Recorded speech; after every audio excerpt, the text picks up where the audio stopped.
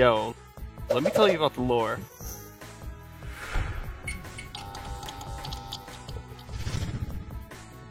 What's up, fellas, and welcome back to Season 2, Episode 5 of Super Lore Boys. We might have gone on a bit of a hiatus, but Risk never sleeps. I'm your host, Riz1, aka the one with the psycho powers, and I might go hours going back to the roots to tell the lore of ours. Plant the seeds in their minds, show them the light, let it blossom like flowers. But anyway, I don't drop combos, so let me drop the mic real quick. Joining us today, we have a very special guest, the true OG of the NorCal Street Fighter 2 scene, and a master lyricist. He's a jewel of the Bay Area. Everyone welcome John P, aka Insomniac. How's it going? Hey, how's it going? Happy to be here. Yes, I know we've been talking about it for quite a while. Maybe about over half a year now. Yeah, too long. Finally your turn. Yeah, finally your turn to tell your story on the origin of Street Fighter 2. And I had to start it out with a little bit of a rap myself, just inspired by you. So those who do not know Insomniac, again, he's does a lot of streaming on Twitch with freestyle rapping, and it's awesome stuff. So I stumbled on your stream. When SRK Killer actually said, "Hey, there's this guy rapping, and he's talking about old school Street Fighter stuff. Do you know him?" And I was like, I don't know, let me check it out. And then, you mentioned John Choi. So I asked John Choi, hey, do you know someone named Insomniac? He goes, you mean John P? Like, skinny dude who can rap? So it's like, I don't know, why don't you just come into the chat? And yeah, that's when I realized, oh crap, this is some great history right here. So, Yeah, that was pretty surreal for me when that happened. And you popped in, started talking about Street Fighter stuff, and then next thing I know, John Choi, that I hadn't seen for years around, popped in. And that was crazy. So you had no idea that he's still pretty active in the Street Fighter scene? No, I mean, I knew he was playing. I'd seen his results in tournaments and stuff over the years, keeping a little eye from the shadows or whatever.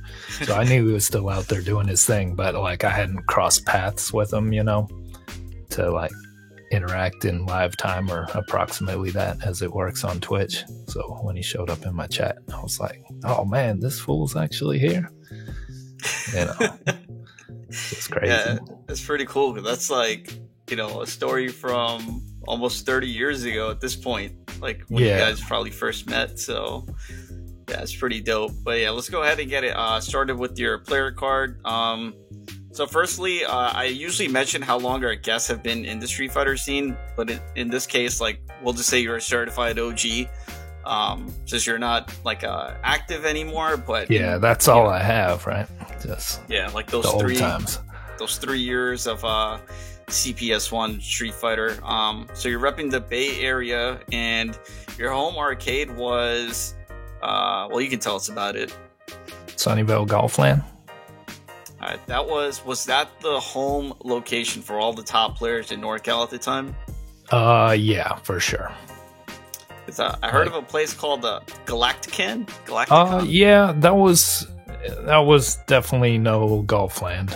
It was a good arcade. I would play there sometimes, but Golfland was where the serious competition was.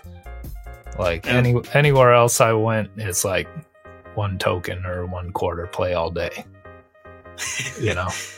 And how many cabs did they have for let's say CE at the time when that released?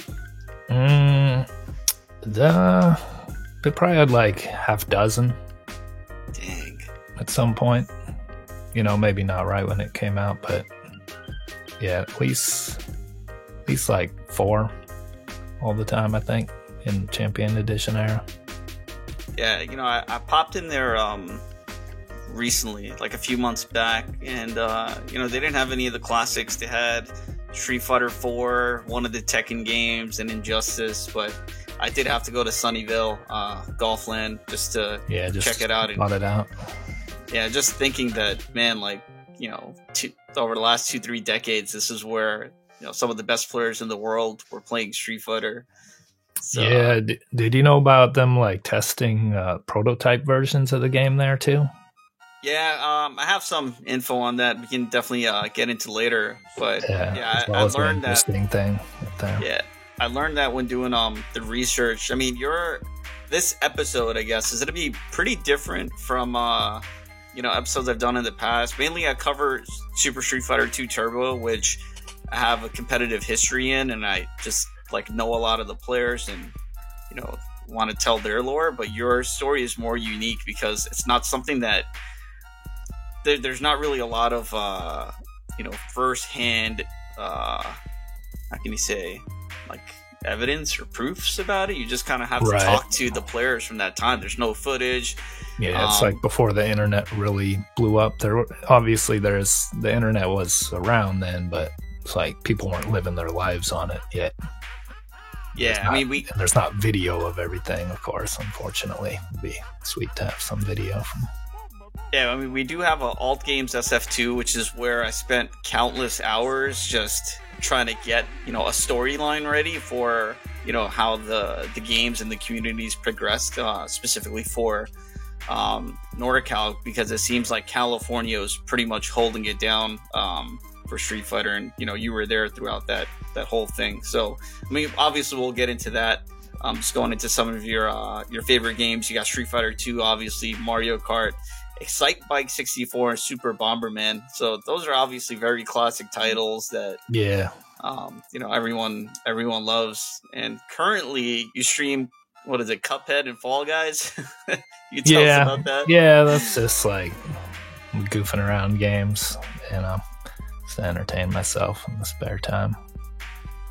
You can probably get me to play a little Street Fighter. If I got good people to play with, it's still entertaining to me. As long as you play the right ones for me. Okay. Not too many people play the ones that I like, which, World Warrior, Champion Edition, and New Challengers. Yeah, I like how you skipped the hyper fighting. I basically, in that era, I skipped playing it almost 100%. I played it a tiny bit. Sometimes I would show up at the tournaments at Golfland, but I didn't like the game. Even though I recognize it as a quality entry into the, Street Fighter things, it just wasn't the version of Street Fighter that I wanted to play. Yeah, I feel you on that. I'm just for play the game that you like and that you can build a community around. So I actually run quite a bit of tournaments these days for hyper fighting, but my heart's always been in Champion Edition until I recently founded New Challengers, just chatting with you and going on your stream and, hearing tidbits about, the past. New Challengers is a severely underrated Street Fighter game, and it's an awesome title. I think these days people the speed alone just sets them off of it. They can't or don't want to go play it just because of that. But for me, it actually makes the game better because it changes everything. The different stuff you can react to, do on reactions, or what's I don't know what you call it when it's partial reactions, reacting to a button press or something. And you can uppercut limbs and stuff at the right distances. It changes everything with what you can react to and what you have to guess to. That's the main thing with the speed for me. Yeah, I 100% agree. That's why I like Champion Edition so much, because one misinput is a fatal error. If you press the wrong button, even if it might seem smart in the scope of things, it's just you whiffing that crouching medium kick could be the end of a match.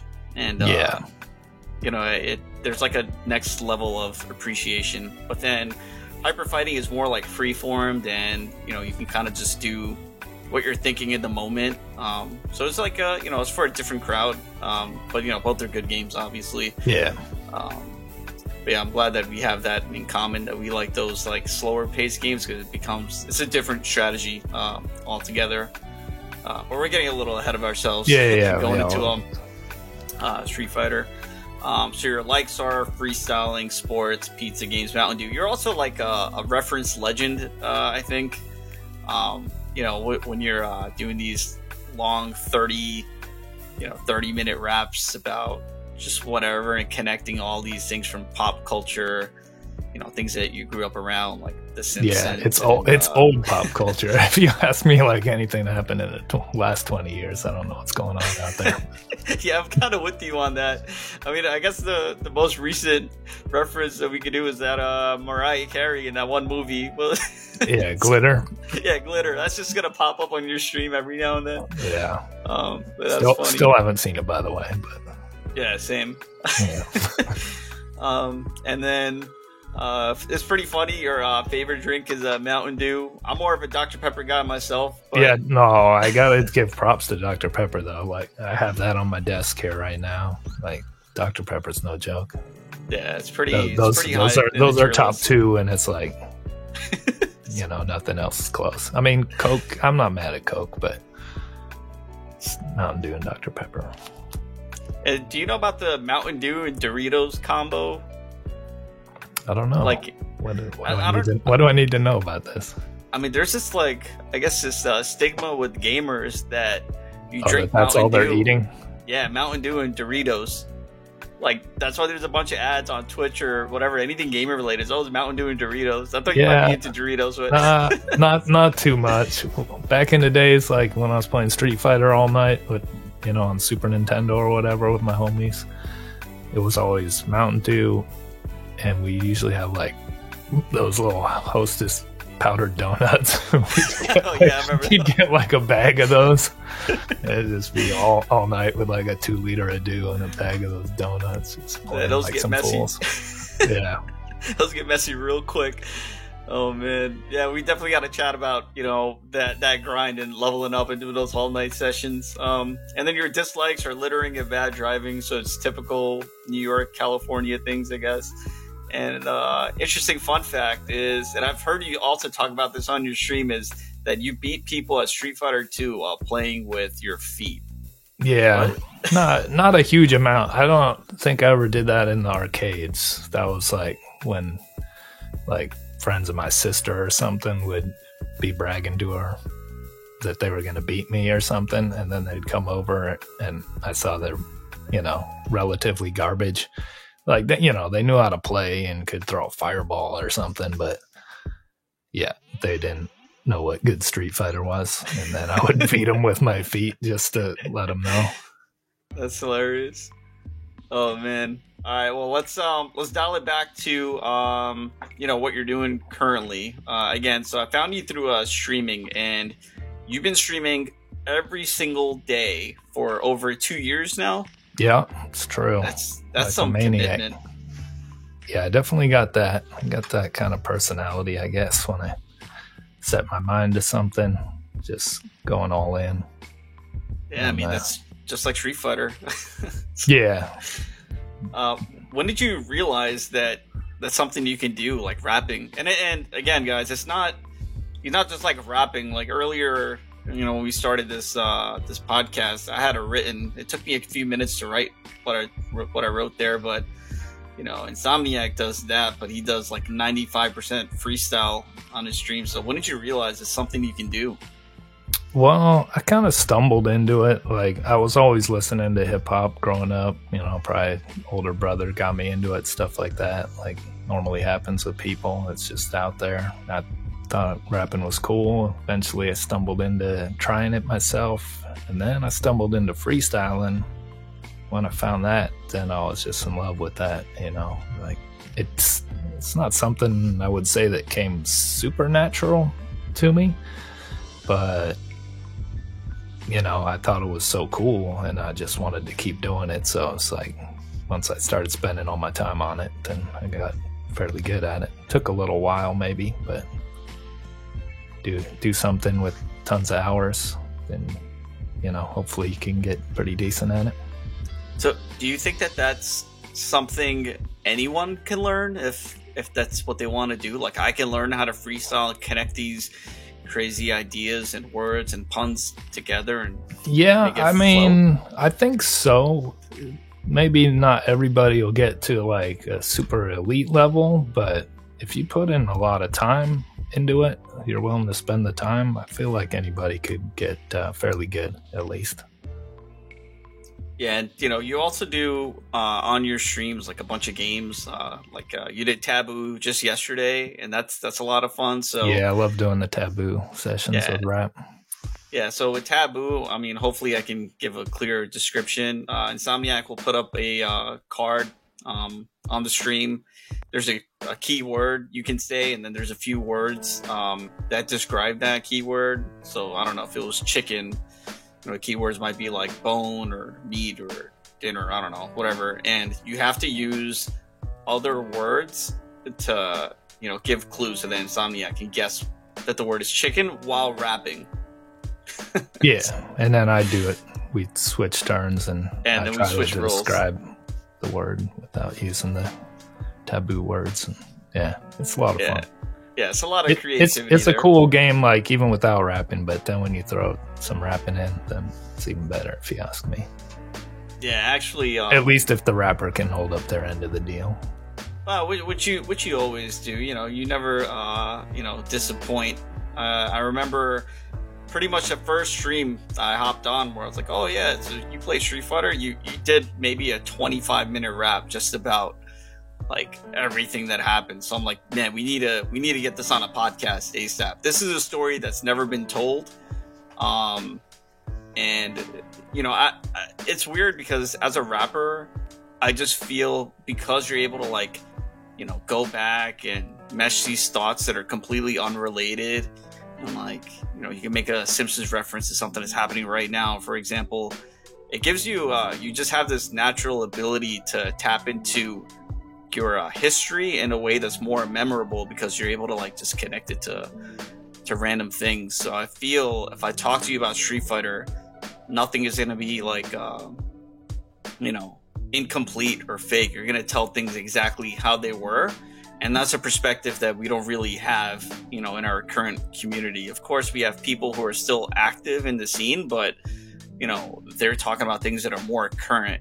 But with you, we're going to actually talk about, the origin of World Warrior and, fighting CE Dictator for the first time, that kind of stuff. So yeah, that's all I have in my head related to Street Fighter, pretty much, Yeah, so retired after New Challengers.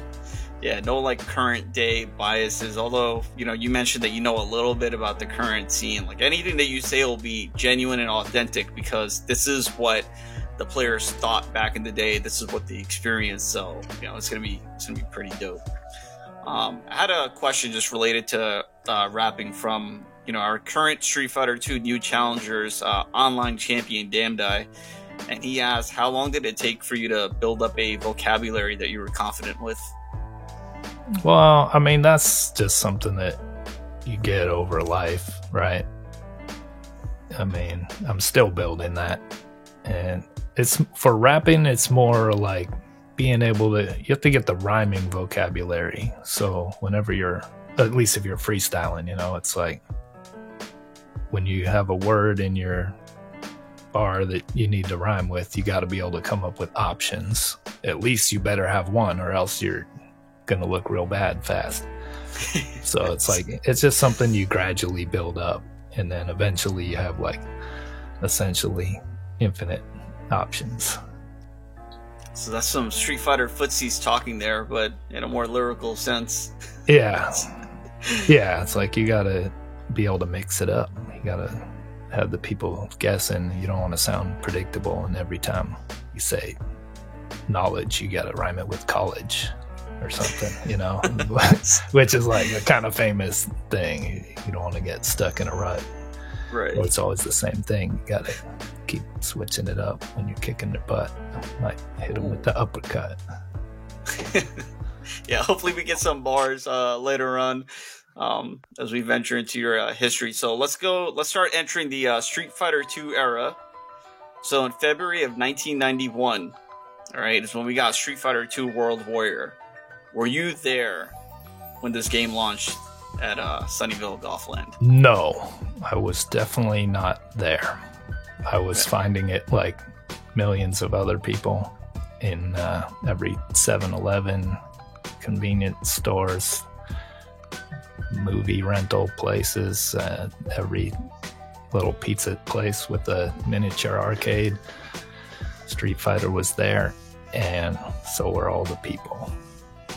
So what were the general impressions of World Warrior? I mean, it's a huge upgrade from Street Fighter 1. You can, you have 8 characters you can choose from. Some of them may be a little bit more broken than others, but what was like the general feeling when you were going to these 7-Elevens or movie theaters and playing? I mean, it was crazy. It changed everything as far as like arcade games. It started like I feel like that was huge for making people have some sort of community, like all over the place, where people would get together and play these games. I don't remember anything. Of course people would go to the arcade with their friends and stuff, but this game was like, it was just ubiquitous. It was everywhere. You couldn't walk into a place without it, it felt like. And almost everywhere you went, there would be people playing like hours.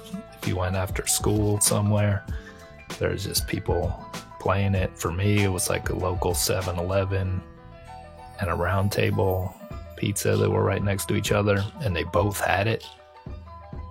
That was fortunate for some people, so they could like hide from me after I was kicking their butt too long, and then they would go over to Round Table. Yeah, they would walk out of 7-Eleven like, I'm gonna play at Round Table, this sucks. And what were the vibes like? There's a lot of stories where OGs have said you would get stabbed, or you'd get into fights if you were throwing a lot or if you used cheap tactics. Did that originate from the World Warrior era, from your memory? Like, from my personal experience, there wasn't too much of that. Maybe it helps that I'm from a pretty nice area for the most part. Though, that said, a friend of mine during Champion Edition era did get absolutely clobbered and had to get stitches for Champion Edition Bison. Flying back and forth across the screen, right? It's like, what else is going to be the cause? If you're going to get punched in the face, it's probably going to be because you're just flying back and forth doing fierce psycho crushers all day, and someone loses their mind. How old were the players on average back then? I'm sure there were kids of all ages playing, adults, but like, in general, the most competitive players at the time, for like when World Warrior CE came out? I think that all the good players were around high school age. Well, just about. Almost everybody was in high school that was like really good that I played. There might have been a couple people slightly older, but yeah, it's pretty much a high school kids game. That's where the huge crowds were at. There was younger people that played, but generally they're just not as good. Yeah, it makes sense. I mean, that's kind of when I started discovering about Street Fighter, and there was a competitive scene like at the end of high school probably, and I started getting into it. I'm from a different generation, but fortunately we have this ability where we can look back and talk to people about what it's like. But most of what I've learned about the history of American Street Fighter is just tidbits of interviews or just reading stuff. But now we'll finally get those first-hand accounts from you. So just about a year later, March of 1992 is when Champion Edition was released, and in my understanding, James Goddard, he was the one who suggested to Capcom Japan that Champion Edition should allow you to pick the boss characters, and you should be able to do mirror matches, because of course previously in World Warrior, the first person who went to Guile won, right? Yeah, very often that was true. And so, America, or James Goddard in particular, in the American Street Fighter scenes, were responsible for, Street Fighter 2 changing its direction. I heard that Japan didn't like those ideas. They're like, no, you shouldn't do mirror matches. There should be like, whoever the best Ryu is picks Ryu. And, no one wants to pick the boss characters. But a lot of things were changed between World Warrior and Street Fighter 2. And I think that's when things were, getting on the crazy side. So, again, it was March 1992. When did people realize that CE Bison was a problem? That's my first question. I think people realized he might be a problem when they tested the game, and there were a couple other problems too in the when they did a prototype test at Sunnyvale Golfland for Champion Edition. Like I was just starting to get into going to Golfland regularly around that time, and of course, when I heard they were going to test it there, I was there along with almost every other good player. And yeah, but I think Bison was even like way worse. You could do his charge time for the scissor kick, I think, was the same as the Psycho Crusher was at that point. So yeah, it was just extra absurd. Yeah, he's already trouble. You add that in, it's just like, yeah, you just got stupid traps. He has those still, but it was pretty obvious that he was a tough character to deal with.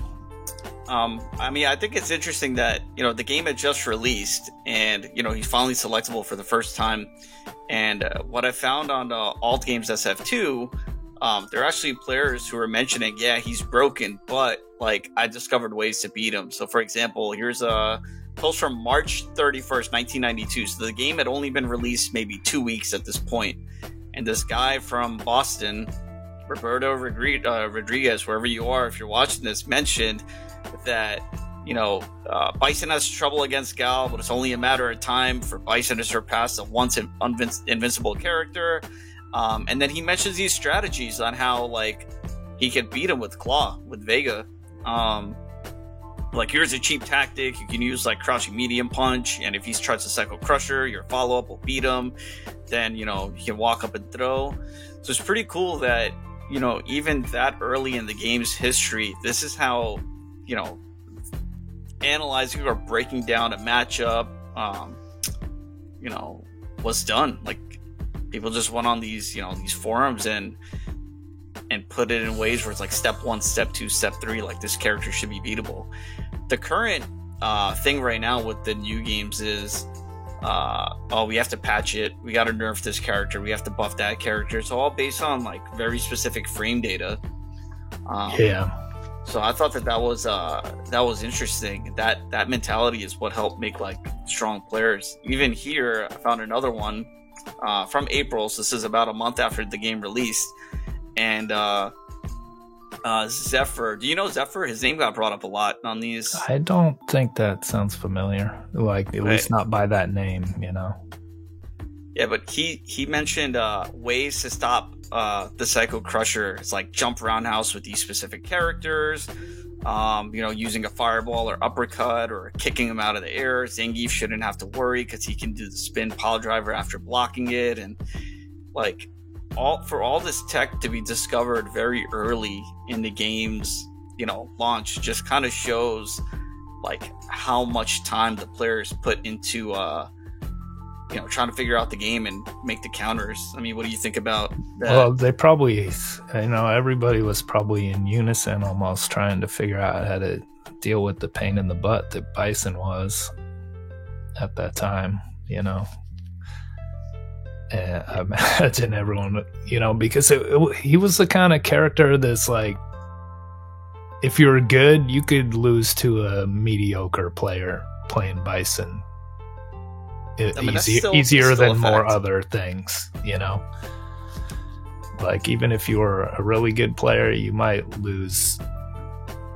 You wouldn't lose most of the time at least if you're playing a good character that's solid against them. But it's like, you just get so much damage done to you by Psycho Crushers going through you, and you miss like a couple windows. The next thing you know, you're dead. Yeah, I mean, it even goes as far as this right here. Seth Killian in November posted up about the Re-Dizzy. So that's how early this combo was discovered. Were people at were the players over at Sunnyvale Golfland already hitting Re-Dizzy combos? Oh yeah, I think the Re-Dizzy was known like right away. Well, like just about, because it had already been figured out that you could do combos after the scissor kick, when the prototype was there. People saw that. And I think you could do like ridiculous multiple scissor kick combos on the prototype. I'm pretty sure you can still do it. It's a tight window, but you can do it's also character specific, but you can do jab, jab, jab, scissor kick, crouching jab, stand jab, scissor kick, and I'll just redizzy. Yeah, see, I think you could just on the prototype though, you could do it with just one jab in between the scissor kicks. That's how broken it was. So it's like not even hard. Now, did you have a lot of input on what to change, or is it kind of like no? James Goddard, I think they they wanted us all to play it and show them what was broken. Basically, like the way you would test any game, but they were just bringing it to the good players there to see what they would find and see what things in balance that didn't make any sense. Like there was one thing that was E Honda was a crazy beast in the prototype too, because his dive move was like so invincible. It was crazy. Like you do the jab one, and it's like invincible the entire time that it gets into, getting horizontal with the ground. Like the whole start of it, it would like hit twice and just wreck people. And like you'd do an uppercut to try and like hit it, but your uppercut would be done with its invincibility, like before Honda's. So it was nuts. So they did change that because it was broken. Do they have like Capcom representatives from Japan there, or? I don't remember that. I just remember James Goddard always being around anytime that was happening, and then especially when they were testing out to his baby, the hyper fighting. Oh yeah, that's we'll get into that. That's America's game. So at this time of CE, which character were you playing? I gravitated very quickly to Sagat. Nice. Yeah, he's a pretty strong character. I'd say like top 4, maybe. Yeah, I think that was the general consensus back then, that he was top 4. And did you have a rival at this point? Sparring partner? Rival? Well, back then, that was just when I was starting to come into my own and be near the real high level competition at Golfland, and the other good players there in that era was Thomas Osaki, of course, hands down number 1. This guy from Sweden, Robert Anderson, and Joel Frank he was from Massachusetts, but he moved out to California for a little time around that era. And me, those are probably the top 4 players in Champion Edition. I definitely saw a couple of those names, so there'll be a section later on where we kind of just go over the players, each individual player's style or something that you remember your most fondest memory of them. But we'll get into that a little bit later on. I think maybe the tournament started getting bigger at Hyper Fighting from what I read, but anyhow, so Sunnyvale is already recognized. They were pretty strong on Champion Edition. I feel like it was blowing up pretty good. How many entrants would you get at like a regular Sunnyvale tournament at Golfland? It would fluctuate a pretty fair amount because the tournaments were generally like a Wednesday night. So it's kind of a weird time to have a tournament, in the middle of the week. But people would always be there. Depends on the week. Like you might only have 20 people sometime, be pretty small, or other times you would have to even go above 32. I mean, those are good numbers for retro games currently. It's really hard to get more than 30 entrants for old classic game, but Street Fighter 5 and newer games, if there's a major tournament, you'll get 200 plus or whatever. Yeah, I would say most of the time they would fit them in a 32 bracket, but that's some solid. exceptions. That's solid. And I know that there are differences between the Sunnyvale tournament format in LA, which we'll get into that in a sec as well. I'm trying to tell this story in a more linear fashion based on the research that I had gotten. So when it came to the rules, I heard one player mention that Sunnyvale Golfland was considered a no-throw zone, but then someone defended and said, no, at Sunnyvale they use all the strategies and they use all the tactics, and it's not cheap, it's not looked down upon.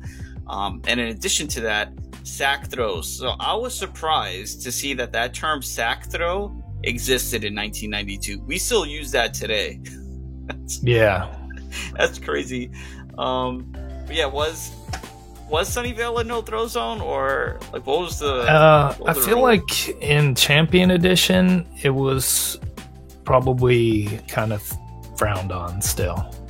I wouldn't say it was a no-throw zone, but if like all you're trying to do is tick throws, you weren't gonna impress anybody or make friends. You know, not that you should be there to do that anyway. You should be trying to kick their butt, but like I think at the end of it, like people were just like, you do whatever it takes to win, but you know, not most people weren't just going around trying to do Sonic Boom throw over and over again.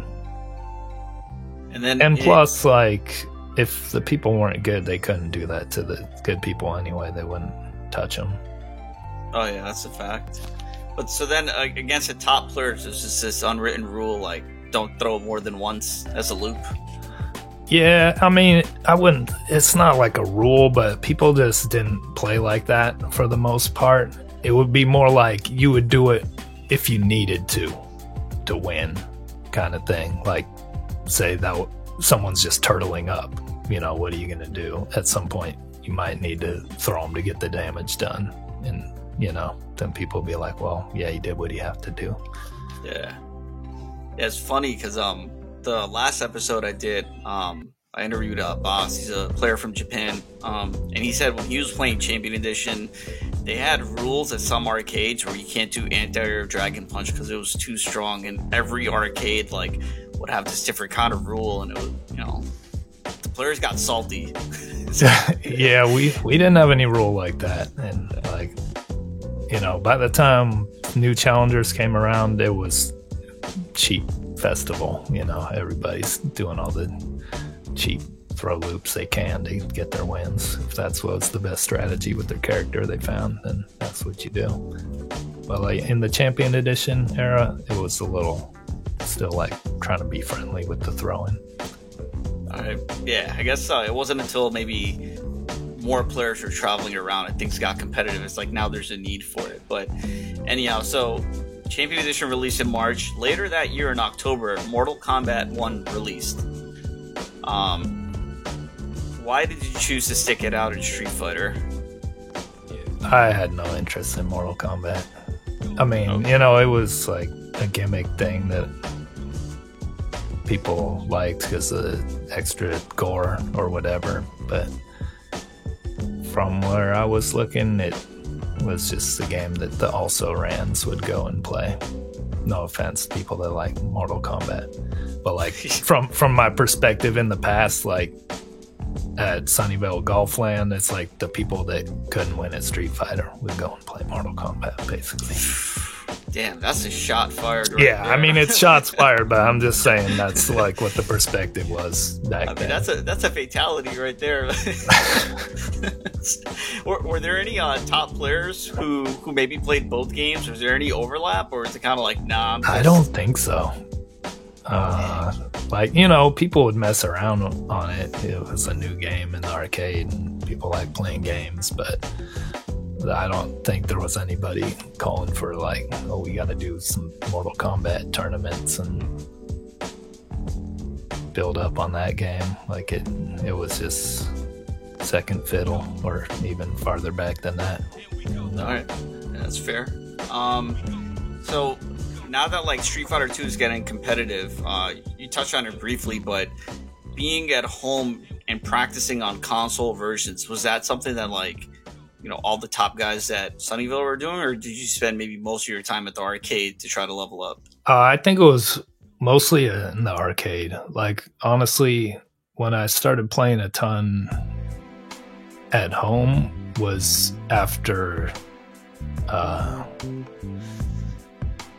New Challengers was done. And then I had New Challengers at home, and people weren't playing that game anymore because they moved on to Turbo. But I still like to play Super with my homies at my house. The two people that would still play it. Yeah. And then, like, as far as practicing combos or sharing information about matchups, all of that was just happening at the arcade, just talking to people like, hey, if you do this, you know, at that time it was called like the neck kick for cross-ups or whatever. Like, yeah, mostly you would just learn from watching or talking to the other players that were good and knew how to do stuff. It'd just be, you'd see someone do something and be like, oh, okay, I need to add that to my, you know, repertoire.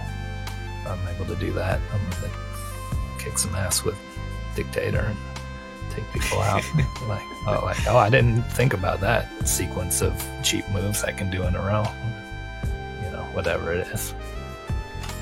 Yeah, that's pretty dope. That's how the info would get passed. You just see something, or, you know, if you knew somebody was good at a character, you might pick their brain about what you need to do in a certain situation that you find you struggle with. You know, you'd either ask them or you just watch them playing in the matchup that was causing trouble for you. Also, a lot of people didn't play very many characters too at that time, depending, you know. Well, maybe that's still the case, like at least for a high level, people have their main character or whatever. Not too many people are trying to play all the characters or even a half dozen or half of them or whatever. Yeah. But I think that's still like the cool thing about how, you know, players were forced to learn the game is actually through like that communication and trial and error. Like now when a new game is released, if I want to learn like a character, I just watch a combo video or just watch like the tutorial. Yeah, and for sure. You don't actually learn like the psychology of like what to do in the situations. And, you know, I have a lot of newer players who, you know, follow my stream. And they might ask questions like, oh, how do I do this matchup? And I'm like, well, you shouldn't sit in training mode and practice combos. You have to understand like the philosophy of the matchup itself, like why, you know, your jumps are good here but not good there, or why, yeah, you know, gotta this get character, all the spacing and timing of everything, all the little subtle stuff, what distances to operate at. Yeah. But that's like not something that gets. That's not the first point of discussion anymore. And also with the way that fighting games have changed, they're more dependent on frame data, on plus here, on minus here. I'm pretty certain you guys did not use those terminologies back then, right? You didn't say no, yeah, frame I don't. Data and I don't remember that at all being a thing. You guys probably said priority, right? Yeah. Yeah. Like this has a higher priority, but right now the games have been pretty much broken down to you know, simple numbers, just plus, minus, neutral, and you know, the most optimal you know, attack that you can do after blocking is already determined by that frame data. So the way to learn games is a bit different now. It's actually very foreign to me. I'm not even explaining it the best way, because I still like learning games off of feeling. Yeah, I get what you're saying, but that's hugely foreign to me, obviously. Yeah. Not being around in the time when all that stuff was instrumental data that you use. Yeah. So, but anyhow, just a few months after Champion Edition in the same year, December 92, you know, we got Hyper Fighting, right? So at this point, Street Fighter 2 engine was fleshed out. You know, everyone knows the character's moves and what's good and what's not good. How did that impact like the tier list, and how much input did you guys have on the changes as well? On the changes going into hyper fighting, you mean? Yeah.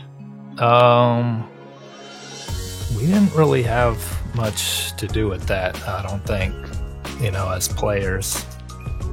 The only thing that we had some say in was after they brought the prototype out. And I don't know if anybody told you about this, but the prototype, oh my god, it was just garbage. Like, tell us about it. Give us just the lore on that. just because of the speed. Obviously I'm biased because I'm someone that prefers it with the slow speed, but it was like insanely fast. Like, you wouldn't believe it if you played it. I mean, it's like the Rainbow editions, as fast as any of those were. It was just so dumb. Like, you're just jumping around, spazzing out. It's just a button smashing thing, almost 100%. And the players are like, whoa, what is this? Like, and that's even after people have been playing the Rainbow editions for fun, goofing around, like everybody played them a little bit because, you just trip out being able to throw 10 fireballs on the screen and in the air and whatever and laugh at it. Yeah. All the stupid stuff you could do. But then, like, they basically came out with this game that was, one step away from those, just on the speed of it alone. And it was, and then, we were like, you can't make this like this, you can't be serious. And then they went back and toned it down a lot to like a reasonable speed where it still resembles Street Fighter, at least. Yeah, and even with the hardware for Street Fighter 2, there's actually Hyper Fighting, Street Fighter 2 Hyper Fighting, there's actually 2 different speeds.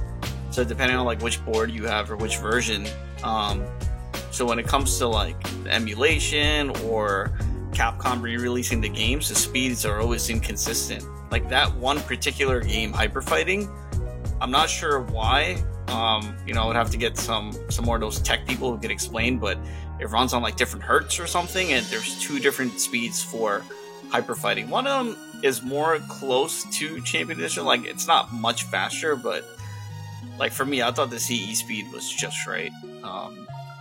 Hyper Fighting changed a lot of that, but I mean, speed aside, giving Chun-Li a fireball or Dhalsim a teleport, like how was that game, to the general players perceived? I think people liked it. That was my impression from like the Golfland crowd specifically. I was definitely in the minority of not feeling the game. Me and a couple buddies of mine, I was just like, why are we speeding up the game because this stupid Rainbow Edition came out, which is essentially the only reason that it got sped up, because people got used to that. Oh, yeah, that's the point. That's basically, the only reason that happened in the first place. And I was like, yeah, it doesn't make sense to me. It's just making, like the reasons I was citing before, how it changes everything, what you can react to, and all those little details. Like, I just think it strictly makes the game a worse one to me. Even though, like, I recognize the game as like a pretty good balanced game that taken like standalone, it's just a good game. It just wasn't the game I wanted. Yeah. Well, what about like the finer details? So, for example, I mean, I'm not sure if you would know because it's been so long, but Sagat's Tiger Uppercut, if you use Medium Punch or Fierce Punch on the ground in Champion Edition, it didn't knock down, but in Hyper Fighting it did. So how did the players like learn those finer details of stuff? Like another example is Sagat's Tiger Shot. The recovery was increased, so it's easier to jump in on them. Yeah. That's what I immediately noticed about the game, and also didn't like that being a Sagat player. I was like, why did they do that? He wasn't OP. There was like almost nobody using him. Yeah. Oh man. So like the players didn't really get this booklet of here are all the changes, guys, have fun. It was kind of, you just got into it, and someone would say, Gal's Sonic Boom feels different, or Blanca's Crouching Roundhouse is different. Like, was it pretty much just play and figure it out, even at HF era? Yeah, I mean, I think so. You'd have people like me playing Sagat and going, "Oh, this doesn't feel right. They did something. They did something here." Like I used to be able to spam these and lock them in the corner at this distance, and they can't do anything basically. And then you're like, "Oh, well, it doesn't work the same when you have this fraction of a second difference or whatever." Yeah, those small changes can really like turn a matchup on his head. While we're on the subject of Sagat, I guess random thing. Did you know his uppercut was unblockable on Wake Up if it was a reversal? I don't think I knew that back then. I have been made hip to that sometime. I don't remember when, but I don't recall knowing that in the arcade. Yeah, so in CPS 1, like Champion Edition of Hyper Fighting, Sagat's uppercut, if it's a reversal attack, like not even on Wake Up, just even if it's a reversal, it's unblockable, as well as his Tiger Knee. That one I learned recently, the Tiger Knee one. I didn't even know that. But that's kind of crazy. I don't think I knew that myself. Yeah. I mean, it was fixed since in New Challengers, but I don't know. I thought that was fun. But anyhow, so Street Fighter 2 gets bigger, right? We go from CE to Hyper Fighting. There's more options now. More characters are viable. The information is spreading out. How frequent were tournaments happening at this point for, Bay Area, Sunnyvale, LA, just wherever in California? I don't feel like at that time they were super crazy. Like there was still the weekly stuff at Golfland, but I feel like there were more tournaments happening like all over the place in the World Warriors time. Like there would be random stuff, or Champion Edition too. But also it's possible that my perspective is off because it's like semi-retired in the hyper fighting era. So yeah, I might, maybe I didn't have my ears to the street because I wasn't looking for those tournaments and that. I would just show up at Golfland every now and then and probably win like 5th or 7th place just on, basic skills. But like I was not really competitive in that game because I didn't play it.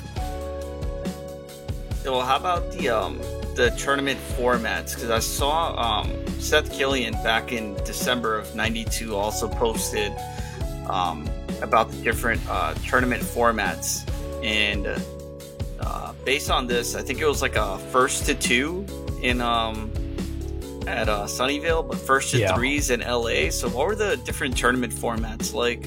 Yeah, the ones at Sunnyvale were always just 2 out of 3 with double elimination brackets. Yeah, over here, like Seth Killian mentions, the official Capcom tournament followed an interesting and fair set of rules, which is pretty much the first blind pick. So, in this case, they wrote their name and a character on a piece of paper hidden from the opponent, so that way we're not dancing around on the character select screen, counter-picking each other. So did you guys do blind picks at Sunnyvale as well? That's what I remember it being. That you would have to have a first character and stick with it for... I mean, you could change after you lost. Okay. But you would have to start with it against everybody. Yeah, it's pretty much actually the same rule we still have now. Like, you can request a blind pick. It's not necessary because, when you're playing at the highest level, we already know which character you're going to use for the most part. Like, most top players have one main character and one sub-character. Yeah, I guess at some point with certain people, you might end up with a guessing game and people be like, well, I think they're going to pick this guy, so they use this one or whatever. But...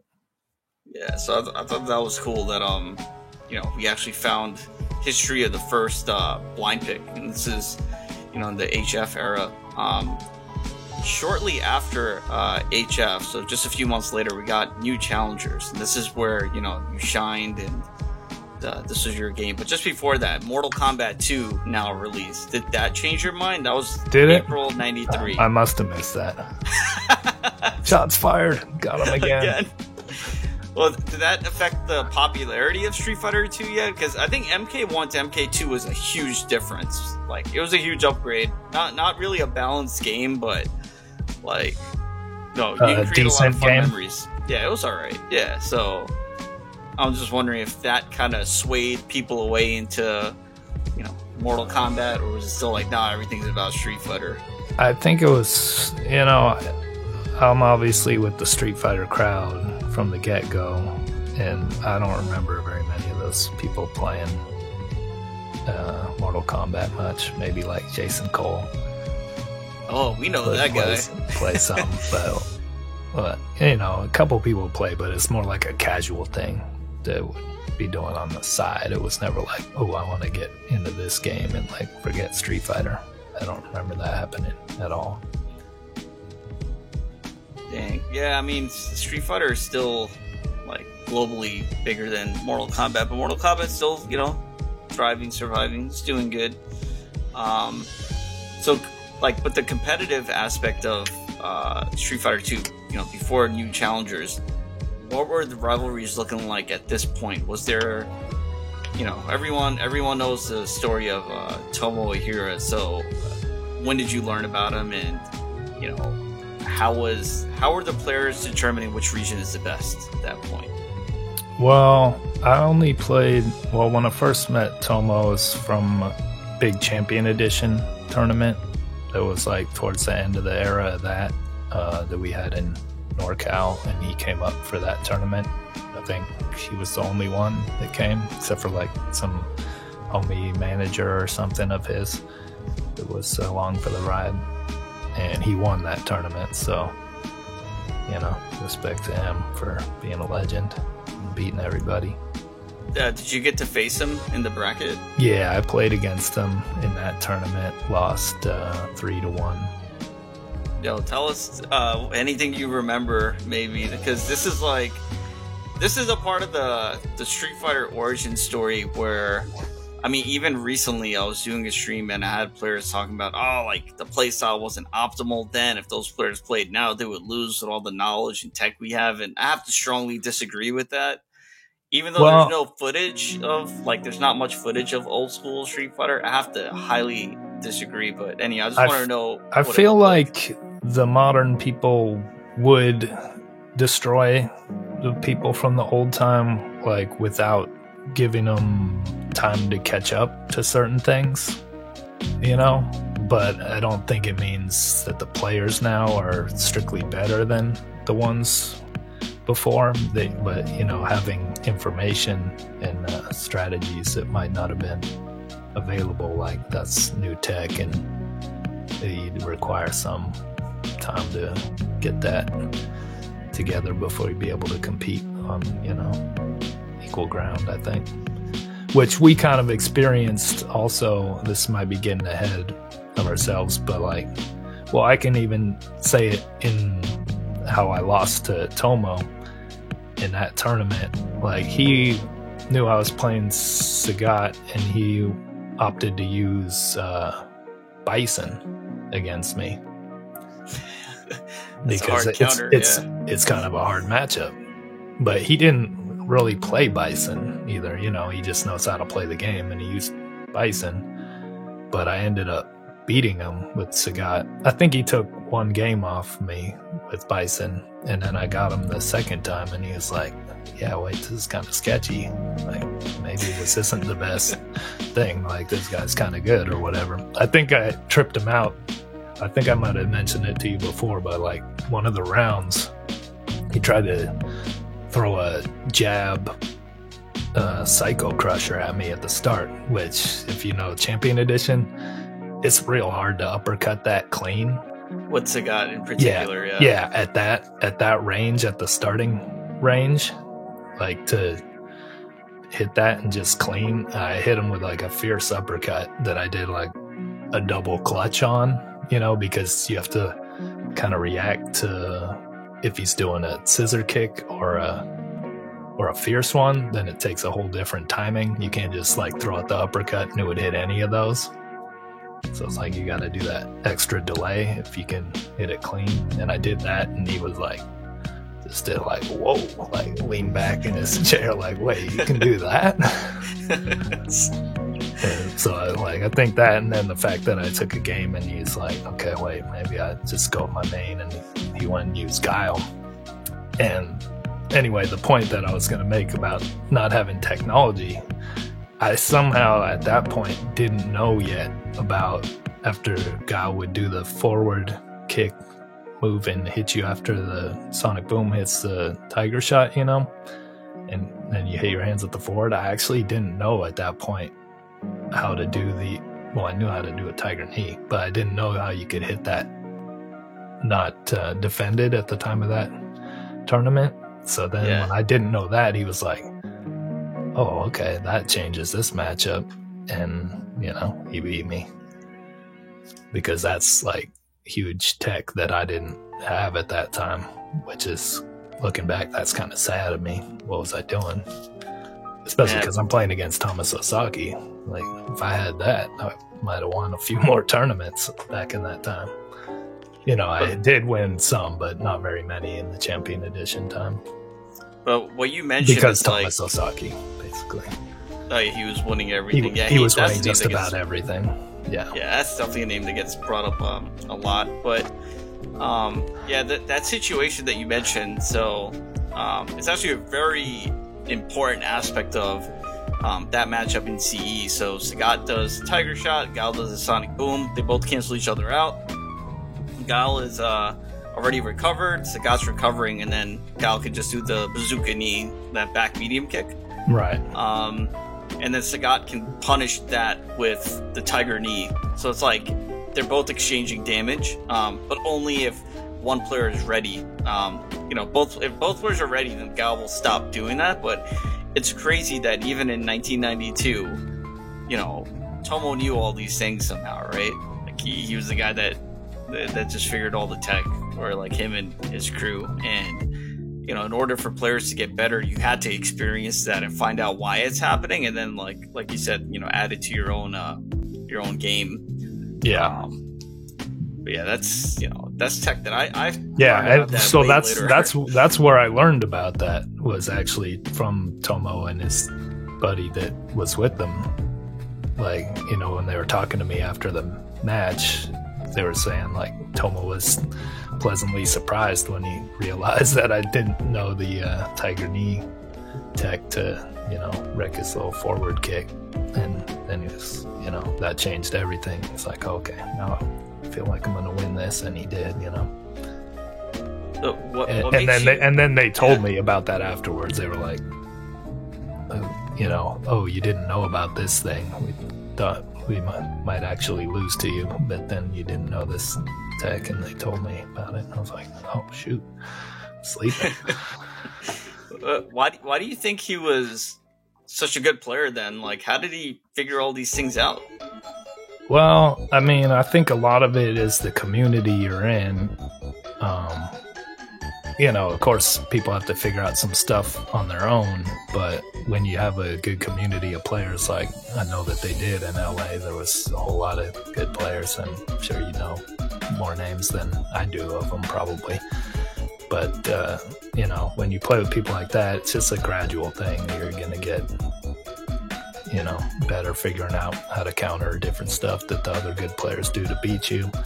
And we had the same thing basically in NorCal, which is why I think California was by far the best at Street Fighter compared to the rest of the nation at the time, because the information didn't get around very well, like it does these days. It was just starting to creep around on the internet, but even then it's like not the same as having the community of people there right beside you to play with and learn from.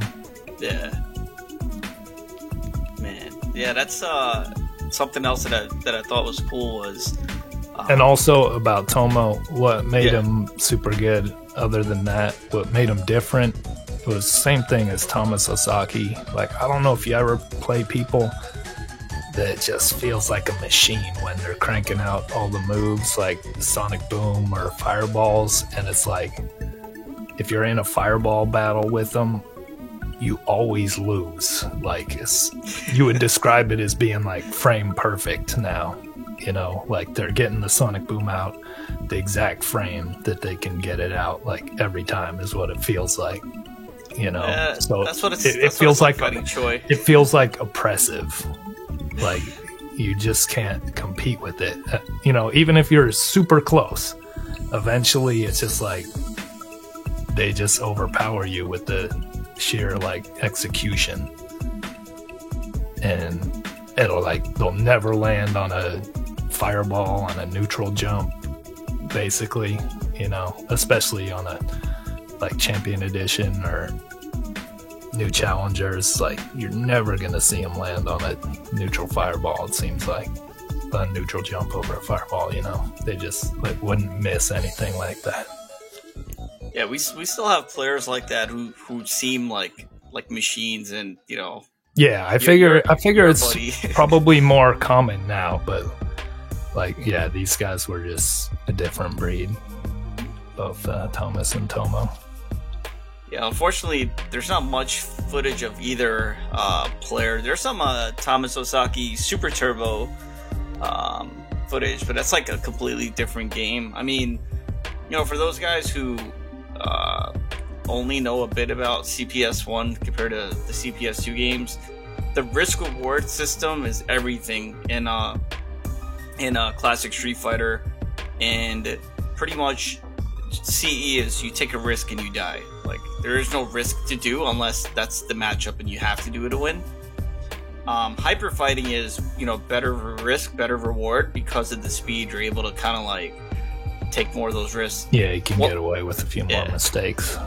Once you get to Super Turbo, the game relies on a lot more like educated risks that, you know, if you guess wrong, you're not dead. Like, you're not gonna get stunned because you got jumped in on once, for example, for most characters. So that game is more about trying to download your opponent and, you know, like just do those clutch plays. But the risk reward scale tipped a lot throughout the journey of Street Fighter 2.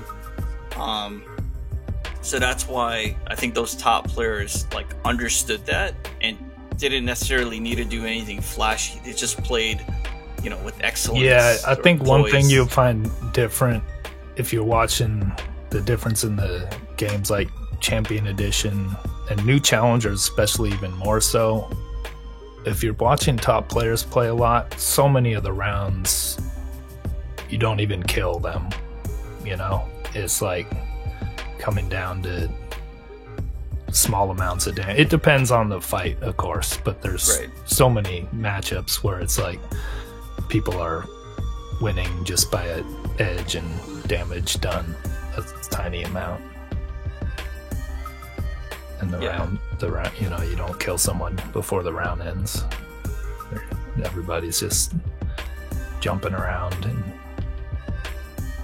doing little tiny bits of damage, making trades with forward kicks over fireballs and like just getting tiny edges here and there with different stuff. Yeah, that's that classic Street Fighter. It's very hard to replicate. Like, it's kind of crazy to me that Capcom or like any, you know, company was able to produce a game with that kind of balance. Like, you think about Ryu versus Gal, how did they create something like that, you know?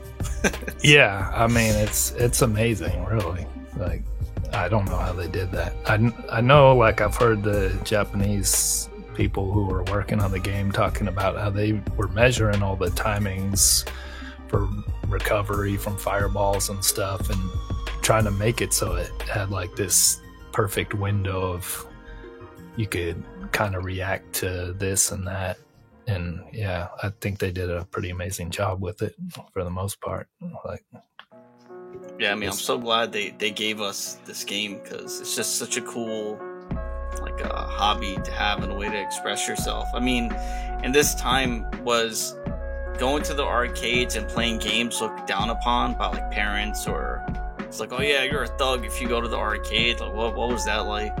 You know, around high school era. I never heard that too much, but I don't know. There's probably that attitude around there with some people. I didn't experience it like from my parents. They weren't trying to tell me to stop playing Street Fighter in my spare time, whatever.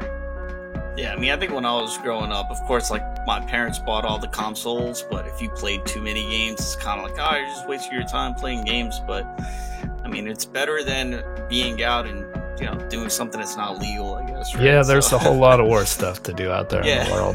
It's like, at least you know where they're at if they're chilling in an arcade. Yeah, like, you know where I'm at and you know who I'm with. And and it's like, it's a fairly inexpensive hobby, I think. Yeah, I mean, how good you can make it expensive. Yeah, I probably made it expensive for some people.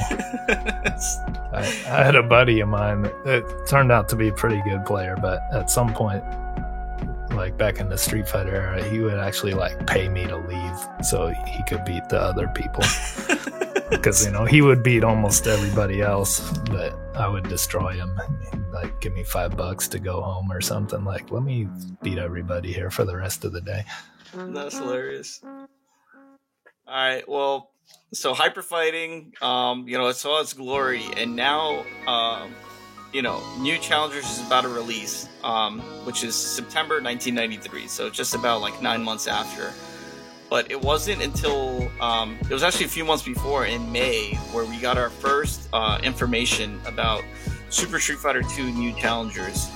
And it was posted by Kenichiro Tanaka. I'm not sure if you know him, but he named himself Ken. I don't think so. So I'll have the post up over here. So this is May 15th, and he said, these are the only definite things. There's 4 new characters, there's new moves, and the speed was reduced to around CE and classic speeds. And then he has some stuff like and then it says air throws and yeah, of course. Except for me, when I saw that come back, I was like, yes, my game is back.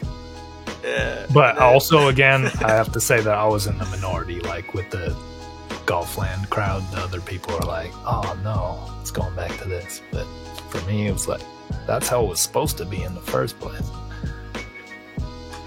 Dang. Hey, this guy has a Japanese name, but I'm guessing, I don't know, he's just living in the US. And yeah, he's like, oh yeah, Super Street Fighter 2 is being play tested in Osaka. It's not bullshit. Yeah, so this is the first information. There was a couple other posts by one Tom Cannon, who also posted a lot about the. Definitely know that guy. Yeah, I mean, we can chat about him. This was also play tested at Sunnyvale, right? New Challengers? I don't remember it being tested there. If I somehow missed it, it's possible that I would have missed it if I was like asleep at the wheel because I wasn't paying attention during the Hyper Fighting era. Well, here's in August 18th, 93. So this is maybe a few weeks before the game release. John Nishinaga said that it's being play tested at Sunnyvale Golfland and it's doing poorly in terms of earnings. That the game wasn't done well, that people got sick of it, etc., etc.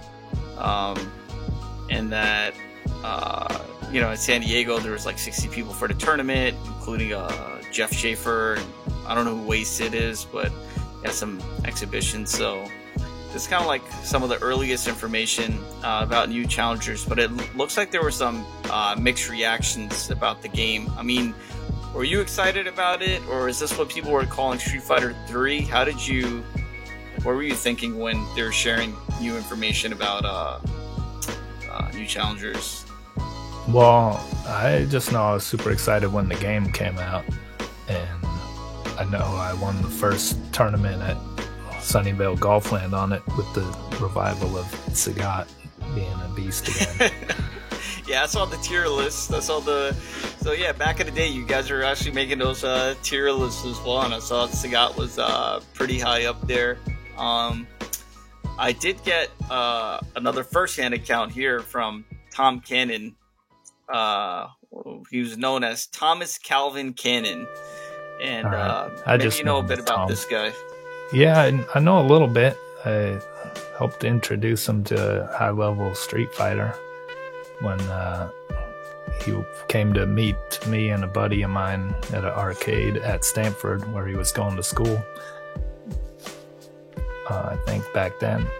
And we went to Stanford's arcade and destroyed him.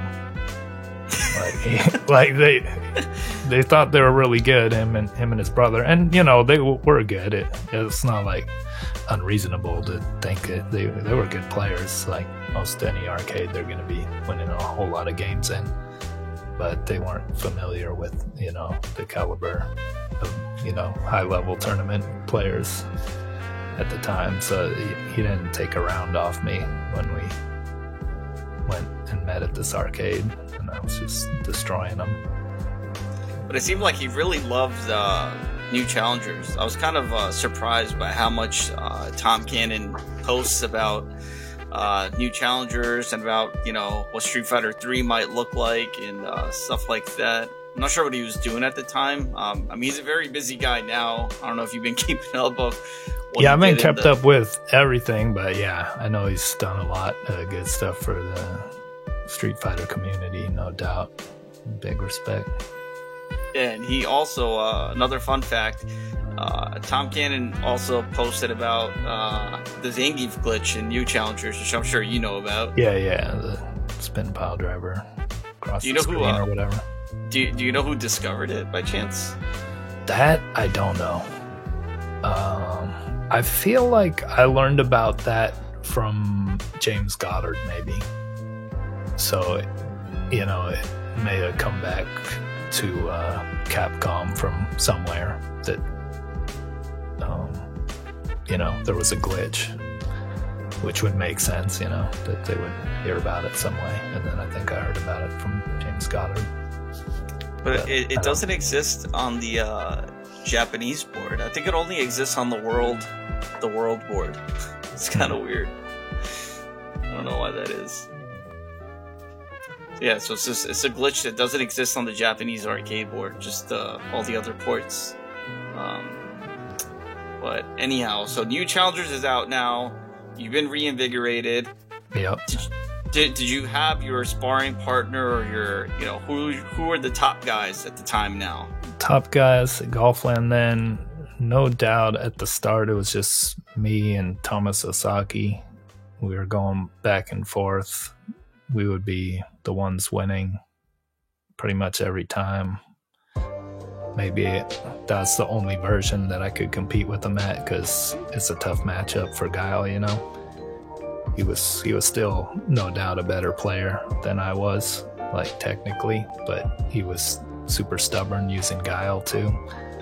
So he never switched away from Guile basically. And you were just used to Guile. Yeah, because that matchup must be good for actually, that matchup seems like it might be even in New Challengers, but I don't know. I would have to play it a lot. I think it's good for Sagat, but you can do stuff if you're super good at Guile, like he was. It make it hard. But there's some stuff with Sagat that's so hard to get away from. Just fireball traps on Guile, and you keep them jumping all day. If you get ahead, this goes back to the point of a lot of the games ending with nobody being dead. There's a lot of times that have Thomas just jumping stuck in the corner, and every now and then because you can at the right distance he'll have to block one eventually, and you just keep spamming the roundhouse tiger shots all day, and at the right distance it's you can't really get away. Yeah, it's pretty much you can checkmate your opponent if you're playing like a machine yourself. That's if you get them in the corner, that's just sometimes there's just not an escape really. Yeah. Alright, well now so New Challengers is out. It's your new favorite game. It's the one that you love the most. December rolls around, right? In particular, what was the date? We'll find out December right here. 18th. Oops. Yeah, that's what I was trying to get. I got you. It's December 18th. I got the trophy right here. There it goes, right there. Yeah, that's what I'm looking at. Yep, December 18th, 1993. So, let everyone know what BAMA is. BAMA was... what was some martial arts organization in the Bay Area, and I guess I don't know how they came to like put together this big tournament, but somehow it got a lot of publicity, and people from LA came up, a whole bunch of people.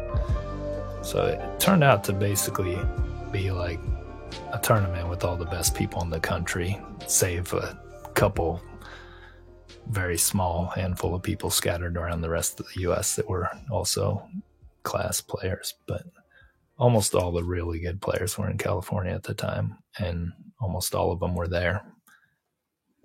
Like the only really good player I know that didn't play in it is John Choi, probably. Yeah, that's the famous story. Because I heard it from Mike Watson as well. That John Choi wasn't there. It's a conspiracy. So, but also he wasn't the best player like in NorCal at that time. He was just starting to come into his own. Like I would have put him at that time as the fourth best player behind me, Thomas, and Alex Wolf. Okay. And, after that, there's other people that are good, like Graham Wolf and Jason Cole. That was, like, pretty much the top of the top at Sunnyvale in that era. And, like, John Choi was just starting to come on and, like, push up to the top, and had won a couple tournaments once he got into playing Sagat. I think he just started to get in, like, the top tier of players at that point. But he couldn't make it because he was wrestling. high school wrestling, I believe. High school wrestling. What he was up to. All right, so how many players entered this, and how was your bracket run? We got a picture of you, your trophy. That one is interesting. They had different divisions. Like if you see on the trophy, it says the Elite Master Division, which was the highest division. But one interesting fact, I don't know if you know, is that the NorCal players, we basically only put our three best players in that division. Maybe because overall we were overconfident that we would do pretty well with those three, which were me, Alex, and Thomas, of course. And so basically none of our other quite good players entered that. They went for the other divisions, like that were lower divisions, which it was also kind of a weird thing that they had these different divisions. But it reminds me of like the Karate Kid, kind of, where you have your dojo, but then there's just different classes or something. Yeah, it's kind of like that. And so we swept the lower tournaments because we put some pretty darn good players in those. I don't remember exactly who won them, but like Graham and Jason Wolf were probably like in the next division down, and dominating that. And like Jason Nelson probably took a spot in one of those. I can't remember, but there was like two lower divisions that we just destroyed everybody because LA they weren't coming up north to play in the second tier divisions. Right. So they were rolling pretty deep.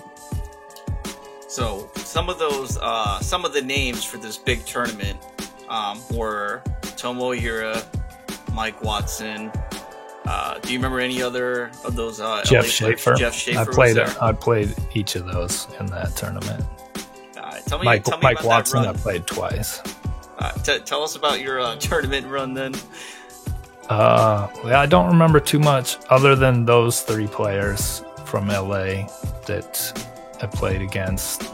Beat Jeff Schaefer in the mirror match Sagat. I think I beat him 2-0. And he took like one round off me and was baffled that he had just lost. Because he didn't expect to lose, because, he's a good player and didn't think anybody could beat him except for Mike and Tomo. So that definitely surprised him. And then I played Mike, probably, I don't know if that was semifinals when I played Mike. It was definitely after I played Schaefer, though. And we had a good game. I happened to win the first fight, which was Sagat against Ryu.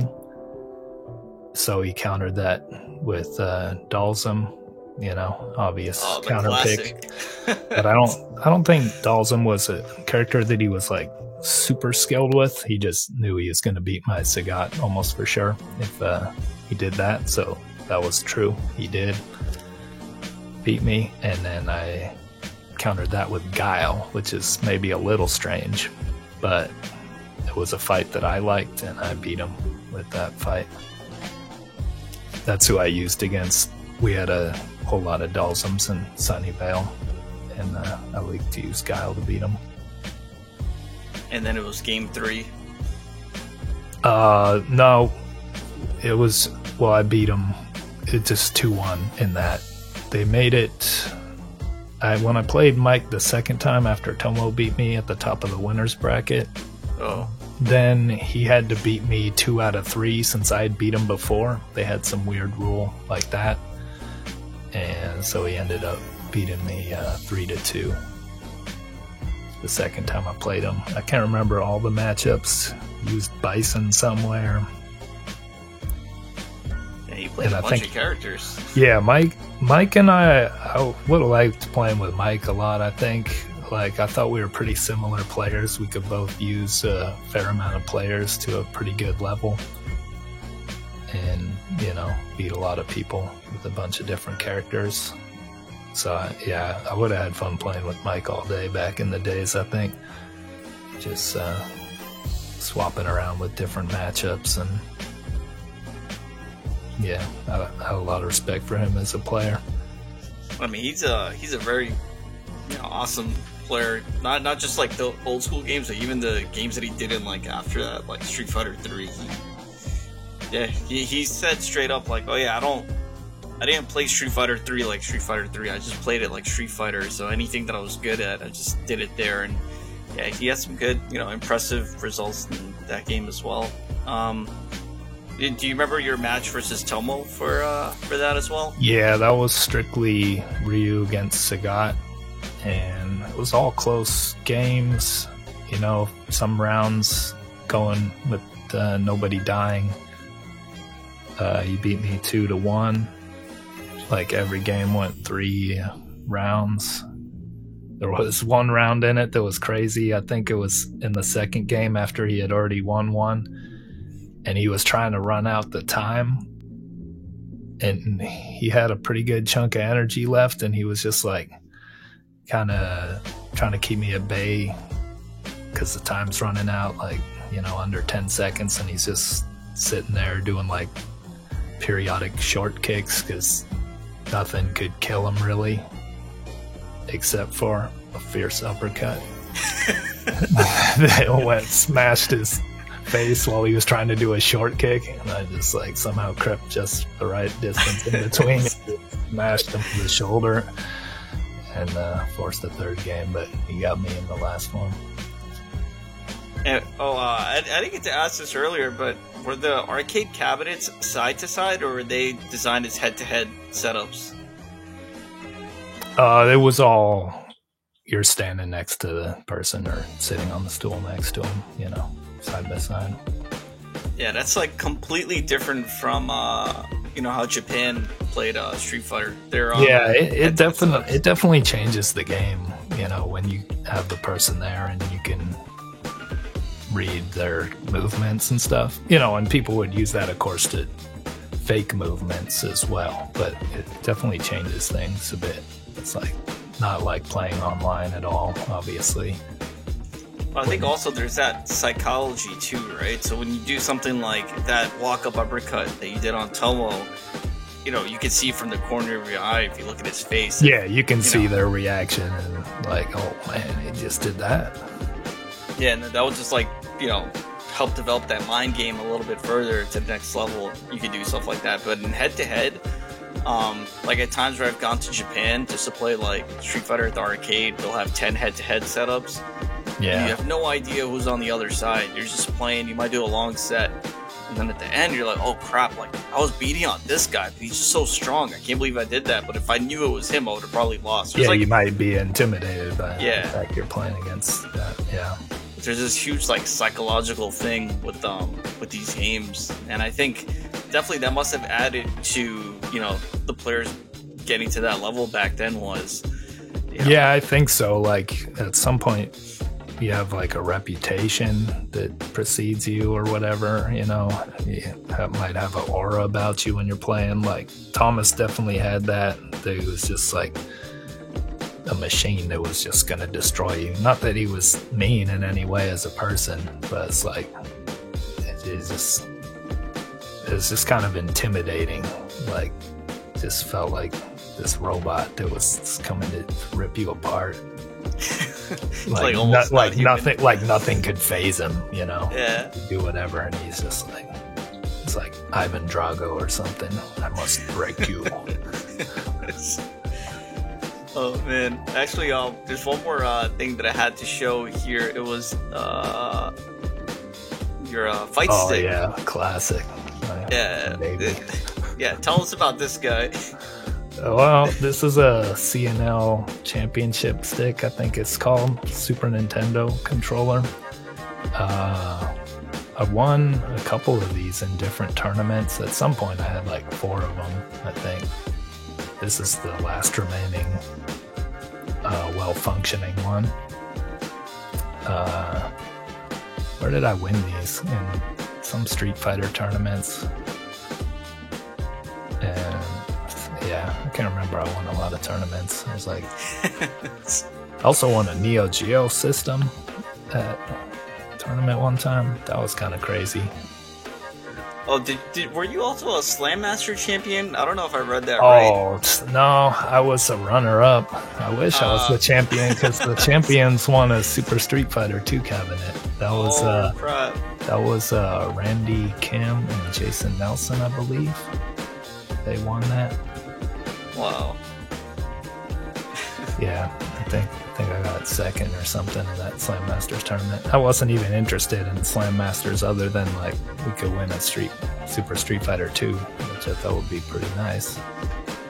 Like, especially at that time, I didn't have money to buy anything like that.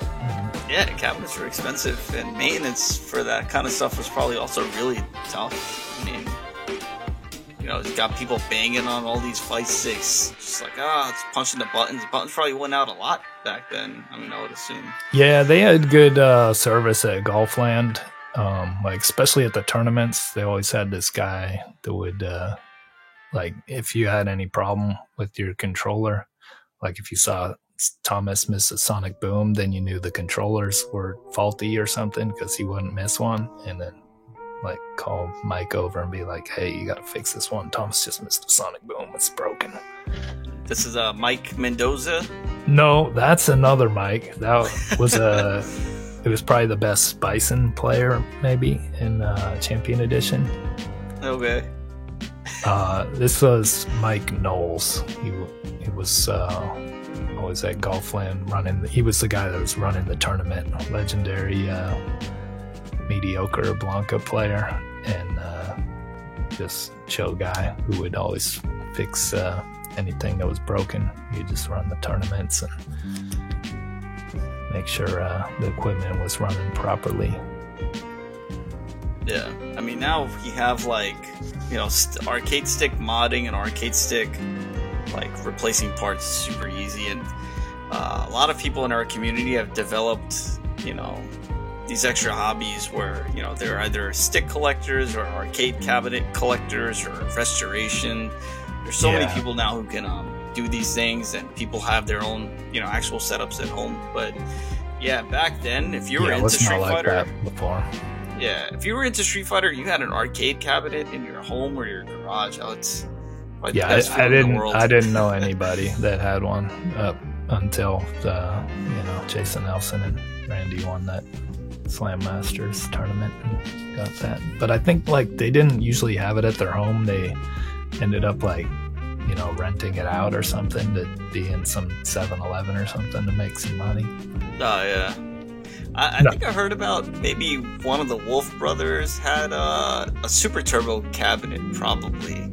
Yeah, I don't know if they had it by that point, like at the time, but yeah, I know they did have an arcade cabinet at some time.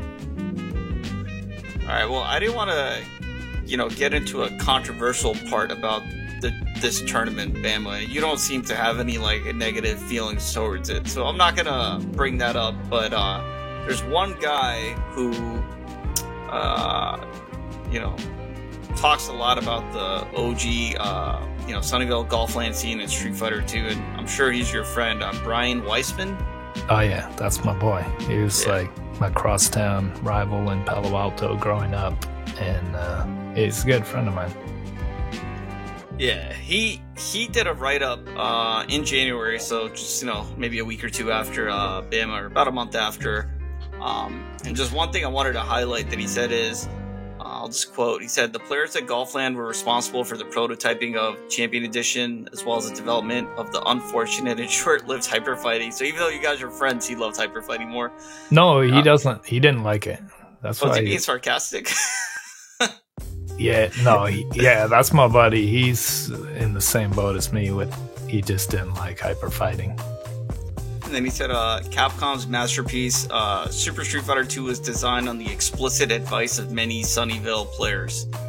And then he said, P.S. I got rules except for Dalsum. Yeah. Right.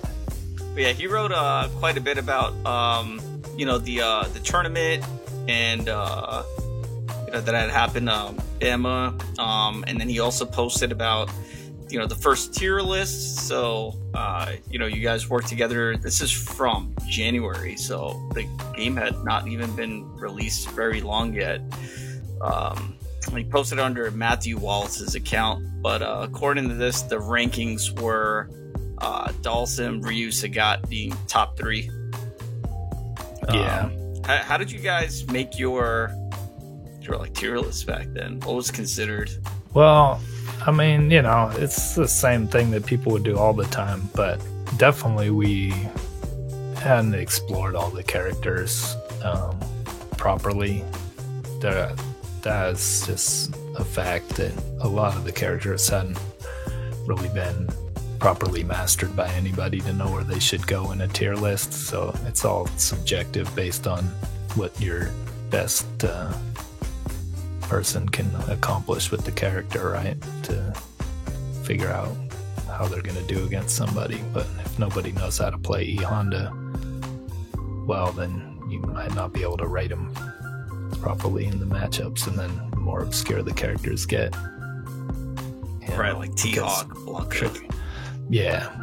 Like, I honestly wouldn't know how to rank a lot of the characters, because it's like mostly the top half of that list is who was getting played back then.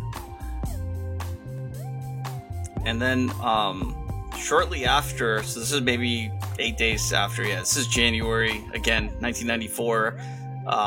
This is where your name got brought up, Mr. Prentice here, Golfland's best. And so he says, this is like the point system matchup versus matchup chart where Sagat ended up being the best. Yeah, I don't know how that would happen, but maybe if they were just watching me play and beat people, then Sagat's going to be the best. But, he's close up there. Yeah, I definitely think Vega's pretty strong in the game. I think the speed helps Vega out a lot. He can do a lot of stuff on reactions with Vega in that game. Like just jumping over fireballs and getting combos undefendable. Oh, you did that to me when we played.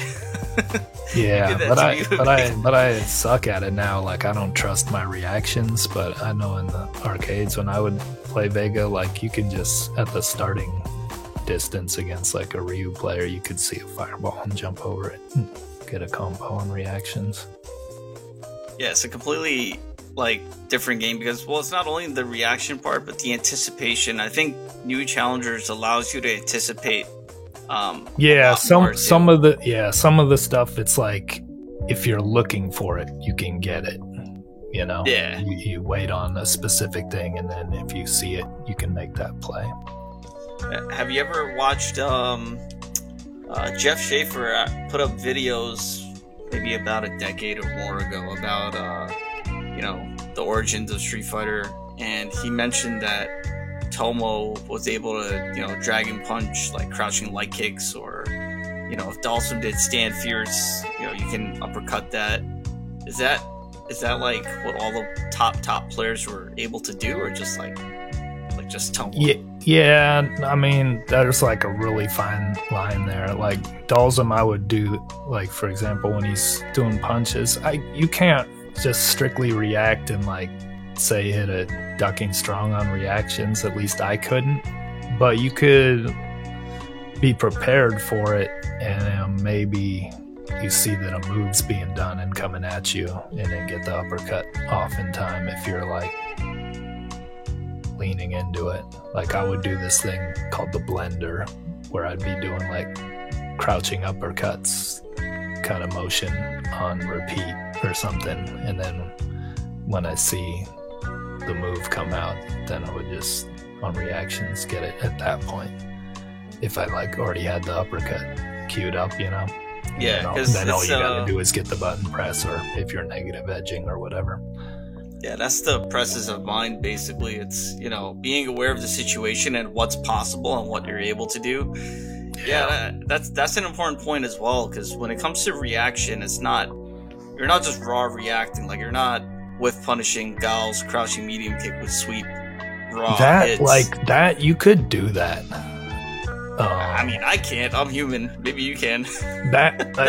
I can't do it now, but I remember doing it like back in the game, and like it's hard to do. You'd have to be sitting on it, like, to discern between, say, like if Guile does a low roundhouse or a short, you might get thrown off. But if you're really on top of it, you can react to that forward kick and then sweep it. And like I would do stuff too, like on top of that, when my sweep would connect, I could react from that in 2-1 into a fireball, like from seeing it connect. Right, yeah, I got you.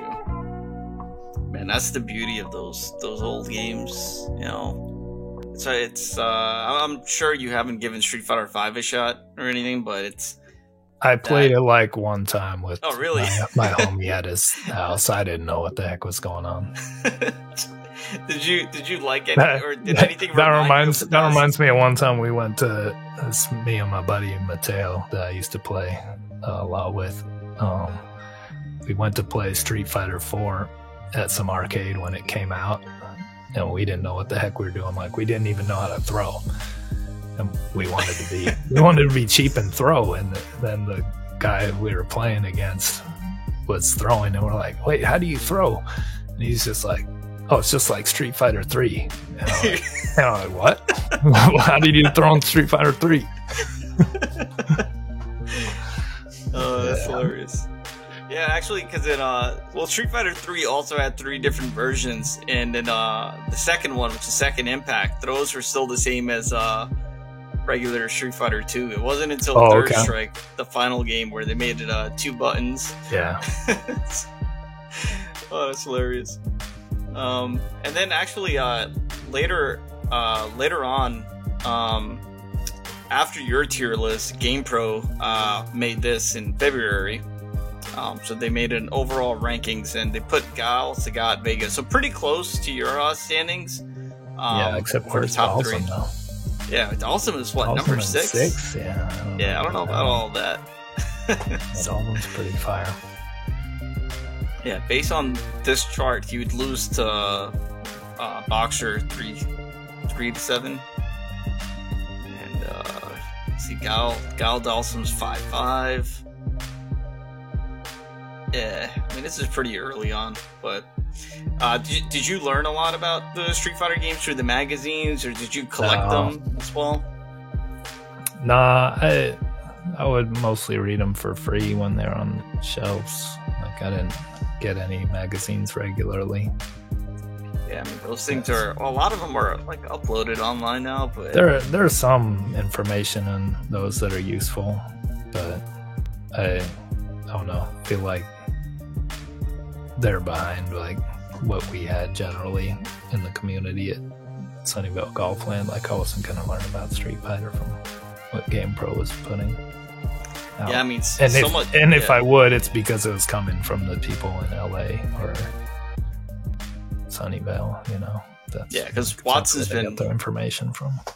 Yeah, because Watson's definitely been referenced on GamePro. But yeah, just speaking of Sunnyvale, there's this, again, I want to end the whole, thing on a more positive note about, Sunnyvale players. Actually, Tom Cannon posted about what media attacks were. He got about the meaties. Which we're still using that term till this day. So that tripped me out when we found out about that. I gotta give credit mainly to my buddy Brian Weissman. Yep. Like we use that term. I'm pretty sure that he's the one that actually invented it. It's like something that he would say. And we didn't use it strictly in the terms that it is now, though we did use it for that, for like the wake up stuff, where you have the move like going as people are getting up off the ground. But we used it for other stuff too, just for something that would have priority over other stuff, like Ken's jumping fierce, for example. We would call that a meaty attack. Because it's like deep, I guess. You throw out that punch at the right time and you can hit it through like almost anything. Not anything, like I'm sure a handful of counters, but any move that was like that, we would call it a meaty attack. Or like at Zangief's low roundhouse, where it's hard to get a move to come out through that and even trade with it. It just beats you. Yeah. But we would use it mostly for stuff like Zangief's low roundhouse when you were waking up, where it's like you'd have to get a reversal to, get through it. Yeah, Zangief's close low roundhouse is pretty tough to try to reversal throw. You got to do like an actual reversal attack. Right. But yeah, actually, Tom Cannon goes on to talk about ticking and faking and the players at Sunnyvale. And actually, here we go. He's talking about when I destroyed him, right? Yeah, he mentions you right here. This is funny. So, he talks about Brian Weissman. He says, John, didn't know your last name. He said, Brian's best friend John is supposed to have the best Ryu at Sunnyvale. I can believe it. I took only one in about 30 matches. He's ranked 4th among Sunnyvale players. John is a champion of normal combos. They don't involve special techniques. His timing on meaties and everything else is exceptional. His spacing and ability to position himself. John is extremely offensive Ryu, which is refreshing change. And then he talked about, I think he meant to say Thomas Osaki, but he wrote Thomas Ohira. Oh yeah, for sure. And yeah, so this is supposed to be Thomas Osaki, best guy in Sunnyvale. Didn't get to see it. I played him 9 times, all with Chun-Li. I beat him twice, etc. But yeah, this final word is what I wanted to quote from Tom Cannon, which I think kind of sums up that, that Street Fighter II era. He said, while it's impossible to say that the players of Sunnyvale are the best in the nation, they make an excellent case for it. I would be amazed if there was any place in the country with 10 players that are the quality of Sunnyvale's top 10. If anyone out there needs a good humbling, I suggest you go there on a Friday or Wednesday night. Tom Cannon. Sorry, humbled, bruised, battered, but still kicking. Tom Cannon. Yeah, he's a great dude. I love that guy. Yeah, he was traveling around a lot. It seemed like to all those tournaments. He mentioned New York, Chicago, and a couple other places, and just writing about Street Fighter. But yeah, I feel... Yeah, I think that's why I liked him. You just tell he had a love for the game, and he's just a good dude. Yeah, I just feel like especially after everything that he's accomplished, like his word holds a lot of weight in the scene. And I think he has to get credit probably in some way for like bringing the term meaty and other people that are on that board for like making it a term that's actually used till this day. Yeah, so you were surprised when you heard. Yeah, that, like me and Brian were tripping out. Like I don't know, he found it on some sort of Street Fighter tournament broadcast or whatever, and like these people are saying meaty for this stuff. Like that's what we did way back then. Yeah, so now everyone in the chat, like now all of you guys know the origin of the term meaty. When I interviewed James Chen, who's pretty much a Street Fighter historian, we talked for a few hours, by the way. Yeah. I asked about the origin of a bunch of terms, and like trip guard, he invented that. OTG combos, he invented that. This is like OTGs don't exist in well, technically it exists against Claw and World Warrior. When you do a sweep and you cancel it to like a fireball little combo on the CPU Vega. But anyhow, when I asked about Meaty, he was like, actually, I don't know. People just started using it. Like, he didn't know the origin of the word, but now we know it actually came from Sunnyvale, so... Yeah. that lore has been unlocked, and now everybody knows, so that's dope. Yeah, there you go. Alright, so now, this next section, I want to do player lores. I have a bunch of names here. We've talked about some of them. But I'll throw a name out there, and then you can let me know just something about them, what they contributed to the scene, or what you remember most about them. Sure. Any specific story. The first one I have a video for, so you can enjoy this. It's just a match between you and Mr. Brian Weissman. All right. Well, that's my boy from Palo Alto with me. We met because of Street Fighter. He played at the other 7-Eleven across town. Eventually word got around that we were destroying people at our respective places. And he, after a while, came over to see how he would fare against me. And I wrecked him pretty bad. But, he was good. Like, he could beat me some. It was like, if I'm using Guile, he's in trouble. But Guile was his main too. If I use Guile, he's pretty much not beating me with anybody. He used like Guile and E-Honda at the time. And, Damn Honda.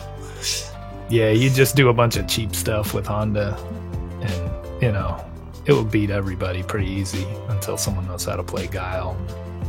Then it's hard to get in and do the cheap stuff you want to do. But good player, great dude. Still friends with him to this day. Credit him with the invention of Meaty. What else? Oh no. It looks like you guys were kicking it back in 2017. That's where this hyper fighting match is from. Yeah, he comes back. He doesn't live around the Bay anymore, but he comes by every now and then and go and play some games. This, I think neither of us like this game, hyper fighting, but we went to go and help like a couple buddies get ready for some tournament. So just give them a different look, use some other characters or whatever. Yeah, this is some good-looking gameplay. albeit like, and on this, I don't even know what the heck is going on with Bison that I'm trying to use here. Because he's pretty different. Like those kicks I'm whiffing there, for example. I'm like, why did these kicks not hit in this stupid game? What's going on? They nerfed the heck out of some of his stuff in that version. Yeah, if you're used to playing CE, then it's like, what's going on with this Bison? He's broken in the wrong way. Yeah, anytime I commentate hyper fighting matches, I'm like, yeah, he doesn't have any legs in this game. It's like, yeah, the feet are in, they're not there. They're not there. All right, goes to his ankles. All right, the next name I got up here is let's see, John Nishinaga. Do I know who that is? Who's that? I don't know. I thought you might know because I saw him post about a whole bunch of stuff. Some of these names I might not know, but I just pulled them. Yeah, I don't think I know that one. All right, then we got. No offense to that dude. I'm sure he's a good guy. Sorry, John. All the Johns are cool. All right, since we got John, what about John Choi? Well, that's a legend. Everybody likes that dude. Just super chill dude. One of the nicest guys around Sunnyvale, Golfland, and obviously gone on to represent better than anybody out of there, for Street Fighter history. Not that some other players didn't do some good stuff too, like the Wolf Brothers and Jason Cole, but John Choi definitely carried on the tradition for Sunnyvale, I think. better than anybody else. So big shout out to the homie. Super cool dude, amazing player. Do you remember your first time meeting John? I don't know that. Like, it all kinds kind of blends together. I think the only person that made a crazy impression on me the first time I met him was Thomas Osaki, because he was kind of my introduction to really good Street Fighter. That was in World Warrior. And wow.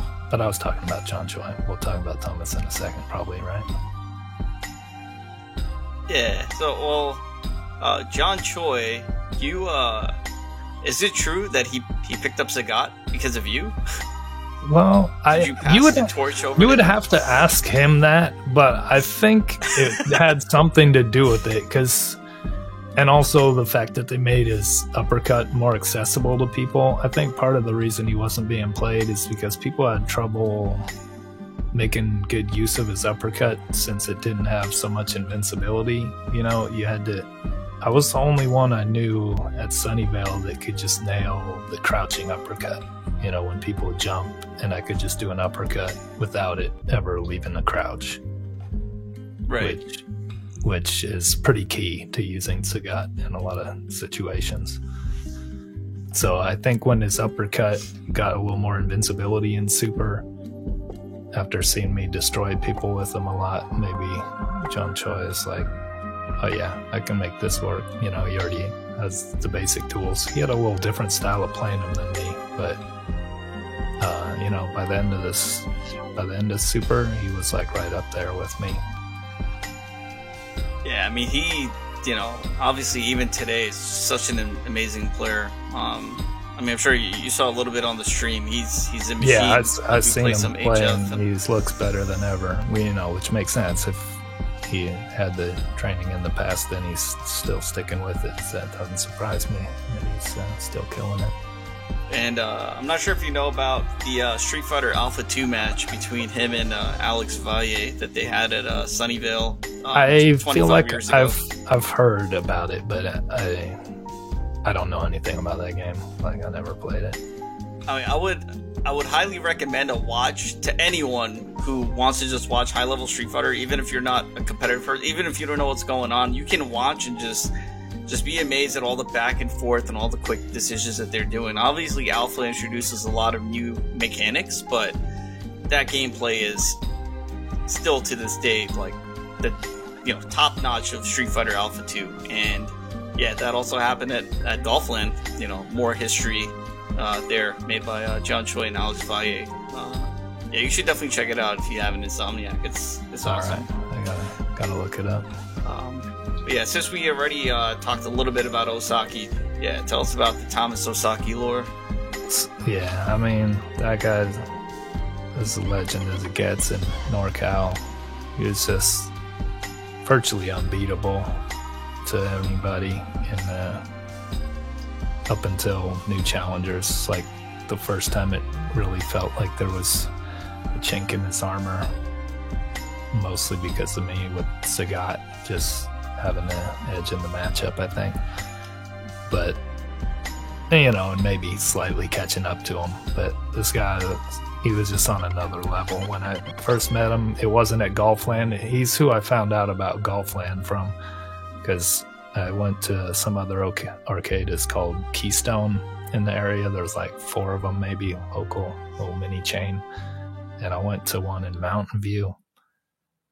Sat down, played against this guy using Guile. And, you know, I'm used to beating people everywhere I go at this point. Like, you know, a lot of good players are. This was when I found out there was another skill level that I didn't approach yet. And he just, like, destroyed me with Guile. And, you know, I'm thinking maybe if I'm using Guile, I'll have a chance against him. But, like, usually that was not a problem. I could use any character and beat people even if they're using Guile.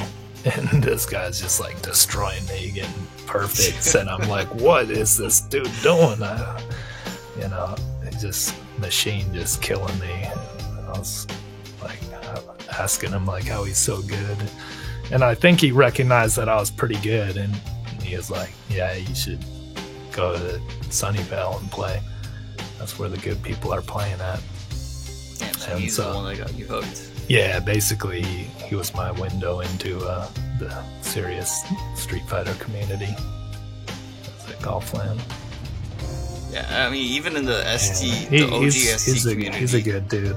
Like, even though people, he's like a machine that destroys everybody in the game. Once you get to know him, he's a pretty chill dude. Are you guys still in touch at all, or? No, unfortunately. Like, I've heard he's like kind of getting away from the Street Fighter scene, just trying to move on in his life or whatever. But got nothing for respect for the dude. Like, he was super cool. Like, in the Super area, him and a bunch of other of us, we would, like, after the tournaments, go run over to Carl's Jr. and all eat together, talking smack or whatever. Just chilling. All right, let's go from this Thomas to the other Thomas, Tom Cannon. All right. Well, yeah, we already talked about him a fair amount. Like, I wouldn't say I was good friends with him, but we definitely had like a kind of relationship. Like, maybe I'm sort of like Thomas Osaki was to me, I was to him, and that I was kind of a window into the competitive scene. And he was like, "Oh, yeah, like this guy's on a whole other level," and then got him over to getting involved with Sunnyvale Golfland and getting into the tournament scene there and everything. And it's just a good dude. Obviously, everything he's done for fighting game community, and yeah, it's just crazy how like one thing connects to another like that. Now we have this huge, tournament circuit, and him and his brother are working on their own fighting game now. So right. Yeah, it's gonna be a good one. Yeah. Then they did the GGPO stuff too, right? Yeah, GGPO. That's right. So that was huge. Then we got Seth Killian, who was also moving around quite a bit and wrote a lot about like Theory Fighter, I'd say, or trying to break down the games. Did you get to interact with Seth Killian at that time? No, I don't remember ever meeting him back then. Like, I'm certainly familiar with his name and like read plenty of his posts on the Street Fighter website back in the days and stuff, but I don't remember ever crossing paths with him. Maybe he was more around like later on. After, yeah, definitely. Like Super Turbo On is like a lot of I see a lot of posts from him about like ST, and he's also competitor. Like I literally didn't play in any tournament on the Turbo. Yeah, it came out, and I was just off to go rap and do other stuff. How about Joel Frank? You talked about Joel a little bit. Yeah, that was a good dude. He was. I would say he was kind of like my main rival in Champion Edition. We're both kind of similar, played a handful of characters pretty well. Thomas was still like untouchable for me. I couldn't qualify to be his rival. Nobody could at that point. He was just destroying everybody. It's more like me and Joel and Robert Anderson trying to be the next best, and we kind of had a rivalry. Thomas was in his other universe of destroying everybody. Man, that's crazy. And like I remember with Joel, we rented a board for home from someplace for like one day to get prepped for the big Champion Edition tournament. And we had it for like 24 hours, and we just stayed up the whole time playing Street Fighter, basically, ordering pizza deliveries and playing Street Fighter for 24 hours with some other people from Sunnyvale came through. I can't remember everybody. I think like Jason Cole. Probably had, we had celebrity guest appearances over the 24 hours, but it was mostly me and him just going crazy. Well, since you mentioned Jason Cole now, I mean, he's in everyone's storyline. Jason Cole's been everywhere. Yeah, he's a legend for sure. Yeah, how was he the one who pretty much was the best Dhalsim at the time? Or did he play everybody? He played a bunch of people. He was one of those people, like he played a lot of Guile and Dhalsim in the early days. So Chun-Li, played a lot of Chun-Li. When I first met him, it was in a Street Fighter, like a big Street Fighter tournament for World Warriors, which was when I was like just dipping into getting competitive, and that was one that Thomas won easily, I think, and I got wrecked by Jason Cole in that tournament. Like, I wasn't all that good yet. This was like before, like, I didn't really get into it till Champion Edition, so he beat my butt with Chun-Li doing some cheap stuff. Oh, yeah, that's why we call him Dirty Cole, right? Oh yeah, no throw rules. That's not for him.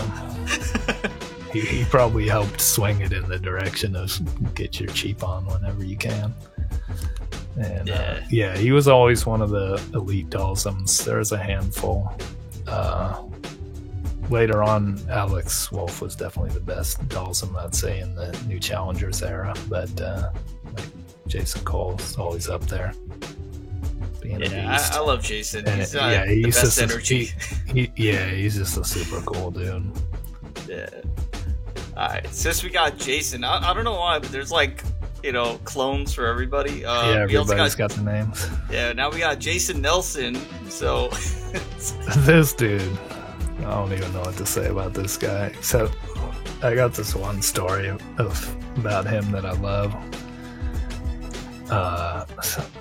There was some guy, this was not even tournament or anything, it's just random whatever, playing games on Super Street Fighter time, and this guy's playing against Jason Nelson, and Jason does some throw on him, just some cheap play, and the guy's like stops and stares at him for a second like, what are you doing? Like, you shouldn't be throwing, but we were long past those rules or any kind of thing like that, and so he sits there for a second and he's like, okay, and like he was gonna let the guy throw him, and then the guy comes up to get near him and throw him, and Jason just throws him again, and then he says, just trying to even it up. So me and Brian always joke about that. My buddy Brian Wiseman, like, we always say that when we're being cheap and like throwing somebody over and over again. We just be like, yeah, we're just trying to even it up. That's hilarious. Yeah, he was also active in Street Fighter for a while too. I don't think he plays anymore, but I remember when Hyper Anniversary Edition came out, which let you pick all the different versions of Street Fighter. I'm pretty sure Jason Nelson made a top 8 at Evo. Top 16, he was someone 8. Like, when I was playing, he was never on the top level. He's like constantly kind of guy that would get a tied for 7th place finish, or maybe a tied for 5th place, depending on how his bracket went. But like in that era when I was playing, he was never the guy who was like a threat to win, but I know he got better like after that time. And I think part of it was when he won the Slam Master tournament and won his cabinet, he started getting a good amount better then. Like, after a while, I remember he got to be a beast with like reversal uppercuts. He would just never miss them, because he had his own machine and he got to just get that down. And bless that Slam Masters tournament. Yeah, Slam Masters had like got him on the road to being a beast, certified beast. Alright, up next I got Mike Mendoza. I only have a few names left, by the way. Okay.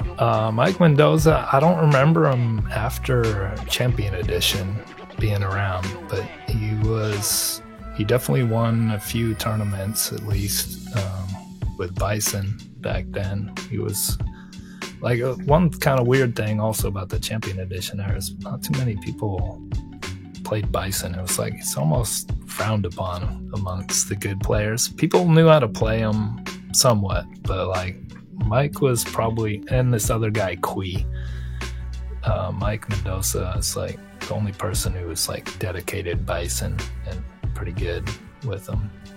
Like other people could play him almost as well as Mike could, I would say, but they just didn't like do it all the time. Okay, all right. Well, I guess he was the one that won the tournament over to get the Neo Geo system. Oh, okay. All right, that's a good piece of lore too. Yeah, the one. Like, that wasn't Golfland thing. So it was like, there's also a weird thing with tournaments back then. You wouldn't necessarily want to tell everybody at Golfland about them, because that's like, if there was a good prize like that to win, you were hoping that you would be the only one that would show up, you know, and you get a free Neo Geo computer. So, like, yeah, when I went and showed up to that one, I went with my buddy Brian, and we were like hoping nobody else knew about it. And then we saw Mike Mendoza and his little Bison homie that would play, and we're like, okay, so we basically just got to beat these guys and we'll win. That's funny. I was fortunate enough to pull off the win. Yeah, gatekeeping. Yeah. All right, how about James Goddard? Yeah, that's the guy. Zangief, he loves Zangief. Yep. He loves this hyper fighting game, and you know, he should. He made a pretty good game at the end of the day. You know, if I made that, I would be proud of it too. Well, I just would have made it slower. But yeah, he's a cool dude. Didn't have too much interaction with him, but he's always trying to like pick the brains of the Sunnyvale players when he's around there, figure out what people liked or didn't like about the game in various editions of Street Fighter, but especially in hyper fighting. Like, you know, that was his baby. Yeah, I mean, what he did was legendary, right? I mean, even between World Warrior and CE, those suggestions that he made to Capcom Japan is pretty much the first like patch for a game. You know, nowadays like the game gets patched every season, and then you know, your character will kind of change quite a bit, and you have to either relearn it or pick up a new character. But it is kind of like easy to do. No, I'm not gonna say easy, but it's more common now. Like, it's expected that games will be patched. Yeah. But back then, a game came out and it was displayed. You know, that was it. Except for like Street Fighter 2 was a rare case between, you know, CE and hyper fighting. That's a game patch, and James Goddard was responsible for that. And to be quite honest, like, hyper fighting is America's game. Like, of course, like, you guys, you know, at Sunnyvale were the best at new challengers, and you know, potentially even like CE, at least like the California region. But like, hyper fighting is America's game. Everyone knows hyper fighting. You talk about old school Street Fighter. That's what the normal person thinks. So yeah, shout out to James Goddard for that. I mean, no doubt. He's solely responsible. Well, not solely, but like... Yeah, he did the something driving big. force. He made that happen. Yeah. And then we talked a little bit about Tomo and Mike Watson. So maybe you could just chat about them. I'm going to play this video in the meanwhile that everyone can watch. It's Jesse Howard versus Mike Watson. It's a Super Street Fighter 2 tournament in Chicago. There's not much footage of new challengers out there. Yeah, I've seen this before. It's pretty much the only thing I've seen that represents pretty high quality gameplay from the era. Yeah, this holds up very well, like by today's standards. But yeah, you know, if you want to just talk about the LA players who you were able to meet, you know, any more details you might have about Tomo, Watson, Schaefer.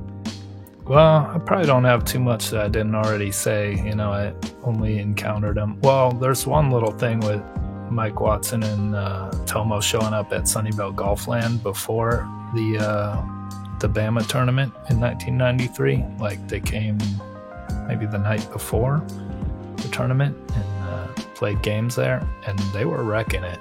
Like, I didn't even play any games though then. I chose to just stand back and, as you would say today, download but from a distance, I was just watching him play against like Thomas and a couple other people, and they were wrecking him. And I was like, okay, these guys got some stuff they're doing. Like, see Mike doing his classic over the head roundhouse and jab over the head throw move. It's pretty famous, I think. Oh yeah, the Watson. Well, we call everything the Watson special because that's the Watson special. Yeah, for me that was like a signature move of his. More than almost anything else. But yeah, they definitely had a little different style of play that caught the NorCal people off guard.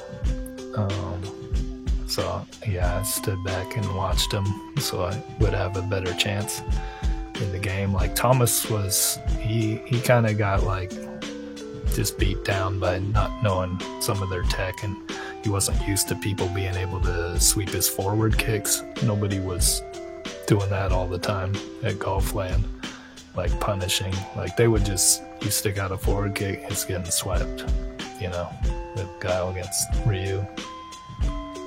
And then Thomas Sasaki was still playing Guile, and then Watson and he was strictly Guile. Okay. Like he didn't really start playing anybody else until after that tournament, I think, when he lost. And he was like, oh, I gotta do something maybe. Like Guile's not gonna cut it 100% of the time. And also, that reminds me how Thomas lost in that tournament. He lost to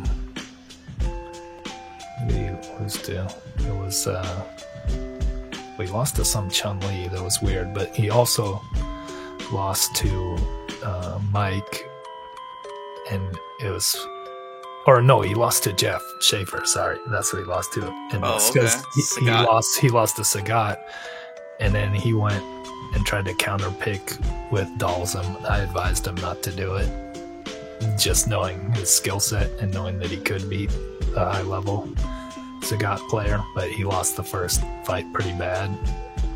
And I was like, well, I beat you like that a bunch of times too, like I didn't want him to give up on Kyle because I know he doesn't know how to play Dalzum that well. Like even if he did beat him, he would lose the next match to Schaefer counterpick. I would say almost for sure, because he's just not a Dalzum player at that time. But he even lost to Sagat with Dalzum. Wow, that's crazy, because all this time, Thomas Sasaki seemed invincible, right? And then, not only is it like Tomo and Watson who's able to win, but a matchup that he's super familiar with, Sagat, Guile, Schaefer was able to get the best of him, including in a bad matchup too. So, yeah, some good stuff. Yeah. Well, I mean, it's a hard fight for Guile against Sagat. Even though he hadn't trained in it so much with me, like I beat him a lot, and Schaefer beat him one. We were pretty comparable players, I think, with Sagat, me and Schaefer. And he just went away from his gun, which I think was a mistake then. So all in all, which was the best region? Gonna get myself in trouble if I don't say it was Sunnyvale, but also you can't argue with the results, and Tomo won all the big tournaments, and I only got third, which was the highest in that, so you have to at least tip your hat to LA. Like I feel like they came with a little better tech than we had. Like I wouldn't necessarily say they were better players, but like if we all played together, I think it would have been, Thomas and Tomo were ahead of everybody else and very close. And then you would have had people like me and Alex Wolf and Schaefer and Mike Watson right around there, very close behind them, and John Choi, all the other people. LA had some other people that were pretty close there too. Yeah, it's pretty much like you're at a point where when you've achieved the maximum amount that you can learn about a matchup, but then someone else knows that one extra thing, it makes the matchup harder. It throw you off, and then you have to readjust. Yeah, you have to adapt. Sometimes you have to readjust in a bunch of different ways because of one thing, maybe. Yeah. So it's probably if you guys spent more time playing each other, then like more people would be closer to that Tomo level. But pretty much, yeah, that's what I feel like. It would have been pretty evened out between SoCal and NorCal. If we were all playing together, the talent was pretty comparable. But just to close the book on that subject, so hands down, LA was the best because Tomo Watson, Jeff Schaefer. But of course, if you guys were playing together all the time, there would be virtually no difference. I mean, just the tournament shared. Results, like it favors LA. You can't really dispute that. Yeah, but like having played against all those guys and NorCal and the little bit that I did against the LA players, I feel like it was very comparable skill levels. It's caught us off guard with a little tech advantage here and there. And shout out to all the legends. Yeah, shout out to them. For those who are active, inactive, you guys definitely, Shout out Jesse Howard too. Never played against him, but I've seen this and he's a very good player. Yeah, Jesse Howard's dope, and he played a bunch of characters. Yeah, like he definitely stacks up with the. He's maybe I can't think of anybody else from around that era that I know stacks up against all the top tier players from California. There's probably a couple other ones, but he's one that I know is definitely measures up pretty well. Yeah, I mean, I hope more people are motivated to try out the old games, especially new challengers. Like, such a good game. Yeah, it is. People are sleeping, but also everybody doesn't have time for every game out there. So yeah, I mean, even when you think about it, they introduced 4 new characters, and the game is actually completely different. Like CEHF is alright, yeah, thanks, but HF to new challengers is mind blowing. Kind of how they just made this completely new game. Yeah. Although it's so easy to stun in this game as well. It's kind of like a hyper fighting, but Super Turbo, they changed the stun values for everything. Yeah, I think it's good, obviously. That's my game. So February rolls around, 1994, BAMA's done, year plus has passed. Well, why did you not continue the Street Fighter journey? Well, different stuff in my life combined with just not liking the feel of Turbo. As we've already gone over, I'm just not a fan of the faster speed in general. But on top of that, the system of super moves, just really didn't like that. I think that was pretty common. Like all the skill, the really good players didn't really like that. It was just like this comeback mechanism thing. It's nothing inherently wrong with it, but it changes the game vastly, obviously. Yes. It's like you have to play around this other option. And I feel like when you're used to playing a game where it's like a chess match where you're just trying to get the right trades in of little moves here and there, like that have a slight edge in damage over something, and then it goes to like, oh, this thing's gonna come and do a 30 damage if you throw a fireball and then you're dead or whatever. It just changes the game hugely. So that I was not a fan of at all, and I didn't like stuff like tech throw stuff either to get out of the throws. Yeah. Which, I can understand why they would have it there, and it's not necessarily a bad thing, but I didn't like it personally. I was like, no, I want to be able to be a cheap ass and throw this guy forever if I time my stuff right and get him in these unstoppable throw loops. Like, don't let him get out of here with just pressing a button somewhere near the time when I get my throw. Yeah, it's funny because you know, a lot of people have told me like, man, your reversal throws are so good. I'm like, how do you do it? And I told them, you know, I played Champion Edition. That's why, because that game you can't tech throws. You have to have that eye for, are they going to mix me up with the low, or are they going to go for the throw? And you have to reversal throw at the right time. And so there's no close. You don't get it with being close. You can't be like, oh, well, I almost got it, so now I'm safe. Yeah, so you gotta, like, I don't even crouch tech. So crouch teching is I don't know how long you played ST, but if someone's throwing you and in the middle of the throw, like the first few frames, while you're crouching, you press like down medium punch, you can soften the throw. So you don't even have to stand. You don't even have to go for a reversal throw to reduce the damage. Yeah, I didn't even know that. Yeah, so well, most people now know it, obviously. It's not like a glitch or anything, but I don't even crouch tech in Super Turbo. I'll only go for a reversal throw, or I'll do nothing. And if someone throws me, I'll just take all the damage if you know, like whatever. I usually don't crouch tech because I feel if I know the throw is coming, I'm going to go for the reversal throw. Sometimes, you know, you're in a situation where it's not optimal to, you know, reversal throw, but it's like, whatever. I'm going to trust my instinct and go for it. So, but yeah, that's, that completely changes the way that the game is played, right, from the past. So it's hard to make people like both. You know, when guys ask me my favorite game, I'm like, I don't know. For me, Champion Edition is Terminator 1, Super Turbo is Terminator 2. That's it. Yeah, they're just different things. Like, I don't hate on the game. Like, I get why people like it, and I don't think it's a bad game at all. You know, it goes for any of the Street Fighters that I don't play, but it's just like not the Street Fighter that's for me.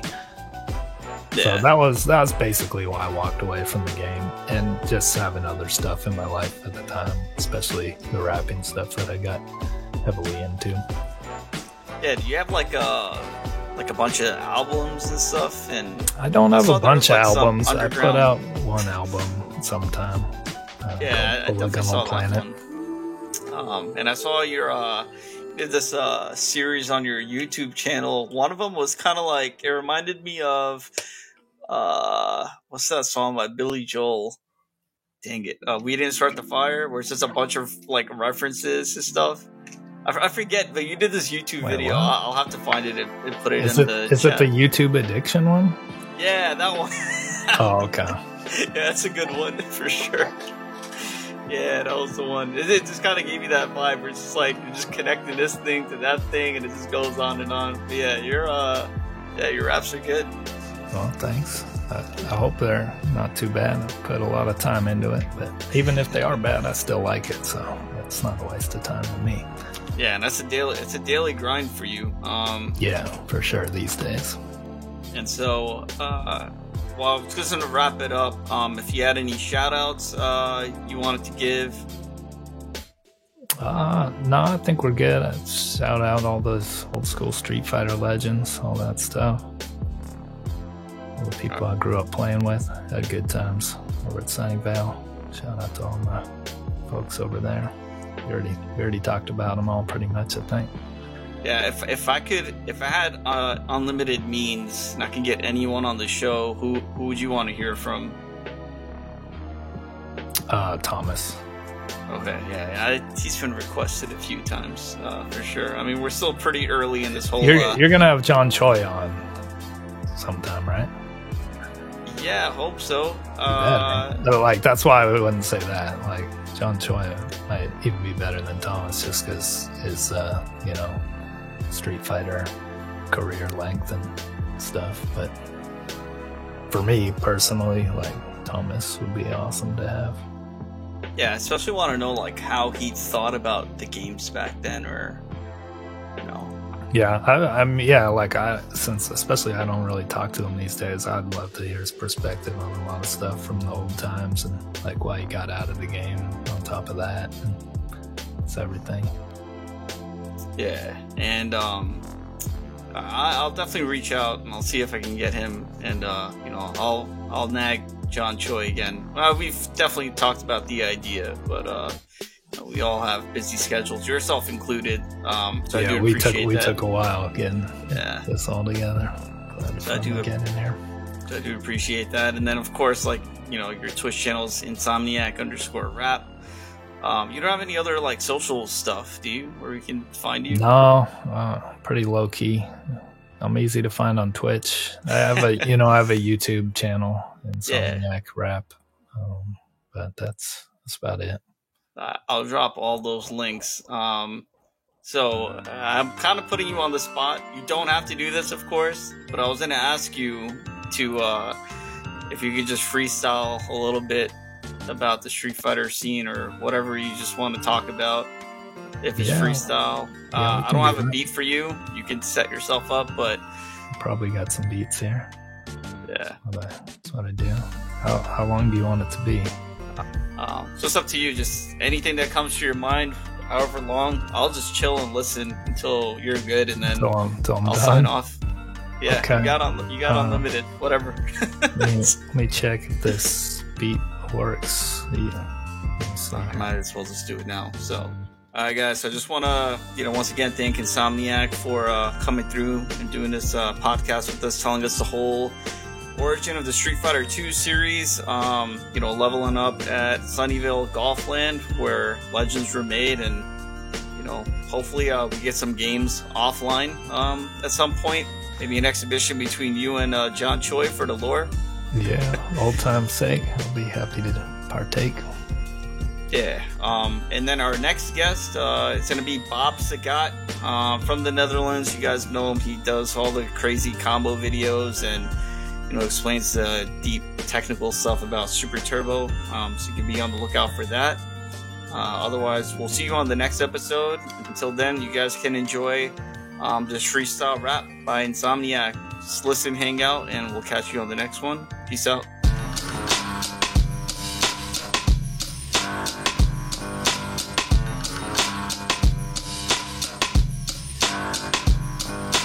Yeah, bring some of the old lore out. Representing in NorCal, and John P. They saw me on the sheet for the turnies. They might need to turn these, or have a turn on their knees, begging for mercy. The 5 words you'll be releasing a bunch of tiger shots, high speed. Get them locked down in the corner on CE. A nice addition for me. Additionally, I'm going on in the new challenger mode. Gallons of blood's falling out of the mouth of my foes. Looking like Zangief's face isn't gonna be great, cause that's a tough matchup when I'm jumping back up in the air with the roundhouse, beating them down. Or just get them locked up with a bunch of tiger shots that I toss hot as lava. Electrifying like Blanca under hand slappy Honda. Ransack the competition. But then what if they got sonic booms? So quick that they're flipping out. Put the hands on the wrist, sound looking like Thomas Sasaki with the quickness, some kind of machine. A beast that'll kill you like a guillotine with efficiency. Or you could talk about all the other fish in the sea, which you can see sitting in the seats and the stools that they got. A fool's gonna drop by thinking that they're hot, but why? Cause soon they're gonna be in the coffin when they die, and they're trying to compete with dudes like John Choi and got destroyed. I'm not being annoyed when they show up, cause I like to blow up the spot like a supernova high. They should've known where the top dogs are at on the map. You saw them in the past. It's Sunnyvale and not there for the golfing. We're evolving the game. Legends that were spitting all the yoga flames. The Wolf Brothers gonna claim a seat in the pantheon. The gods that'll stampede on the competition, leave them under the sod. Or they gone with the fish and the sea of what it is I see. Dudes like J. Cole in the spot, not a rapper though you may know. You seen them being cheap and throwing all the people around, giving another beat until competition was eating the ground. I wanted to receive the crown, but I could only get 3rd place with the trophy in the band maternity. It was other people that were asking for mercy, but I prefer to be getting first, stronger than a Hercules. But then I lost to Tomo. I could have been a hero to the local folks, but then it's a little bit of woes for us. cause I was the only one on the podium in the top 3 of the spots B. Reserved for Thomas Sasaki, that's what we thought it would be. And Alex Wolf as well, but then we didn't have it go the way we wanted to. I got a tad lacrimose, but I had my Mountain Dew. And now I'm be back with the crew. They're trying to play some more games, preordained. I'm releasing the flames like dolls and dust. To the old school cats I give all the love. Never gonna fall out with them, call them out when I'm spitting the raps. It's a tradition from the past, the FGC, beginning with the people in the scene like me. Not to give myself more credit than is due, but I was representing huge in the Bay with the deluge of Tiger Shots. Champion edition in the mind a lot. And even on to the times that I lost, it makes you better. Go back like you could be a Mayweather and never lose again. I got shoes for them who threw any blow that do offend me, and then I do upend them with ease. My enemies pay a penalty, cause I will learn and come back with the harder style that is burning. I throw them to the side, I throw them with the tick throws till they reside in the corner and the next of kin's notified. Shout out to the homie Brian, you know he's a wise man, he's coming with the term of meaty. And then all of a sudden we see these people with the terminology of the beast from the Bay. The ideas how we relate are sprouting out like we plant them down into the ground. The roots go, and who knows how huge it could go. There was no roof over the heads, it's gonna grow so large instead of being stifled, cause the people keep alive the lore. Then you gotta have eyes galore looking at that, and that's it for a dinosaur from the past.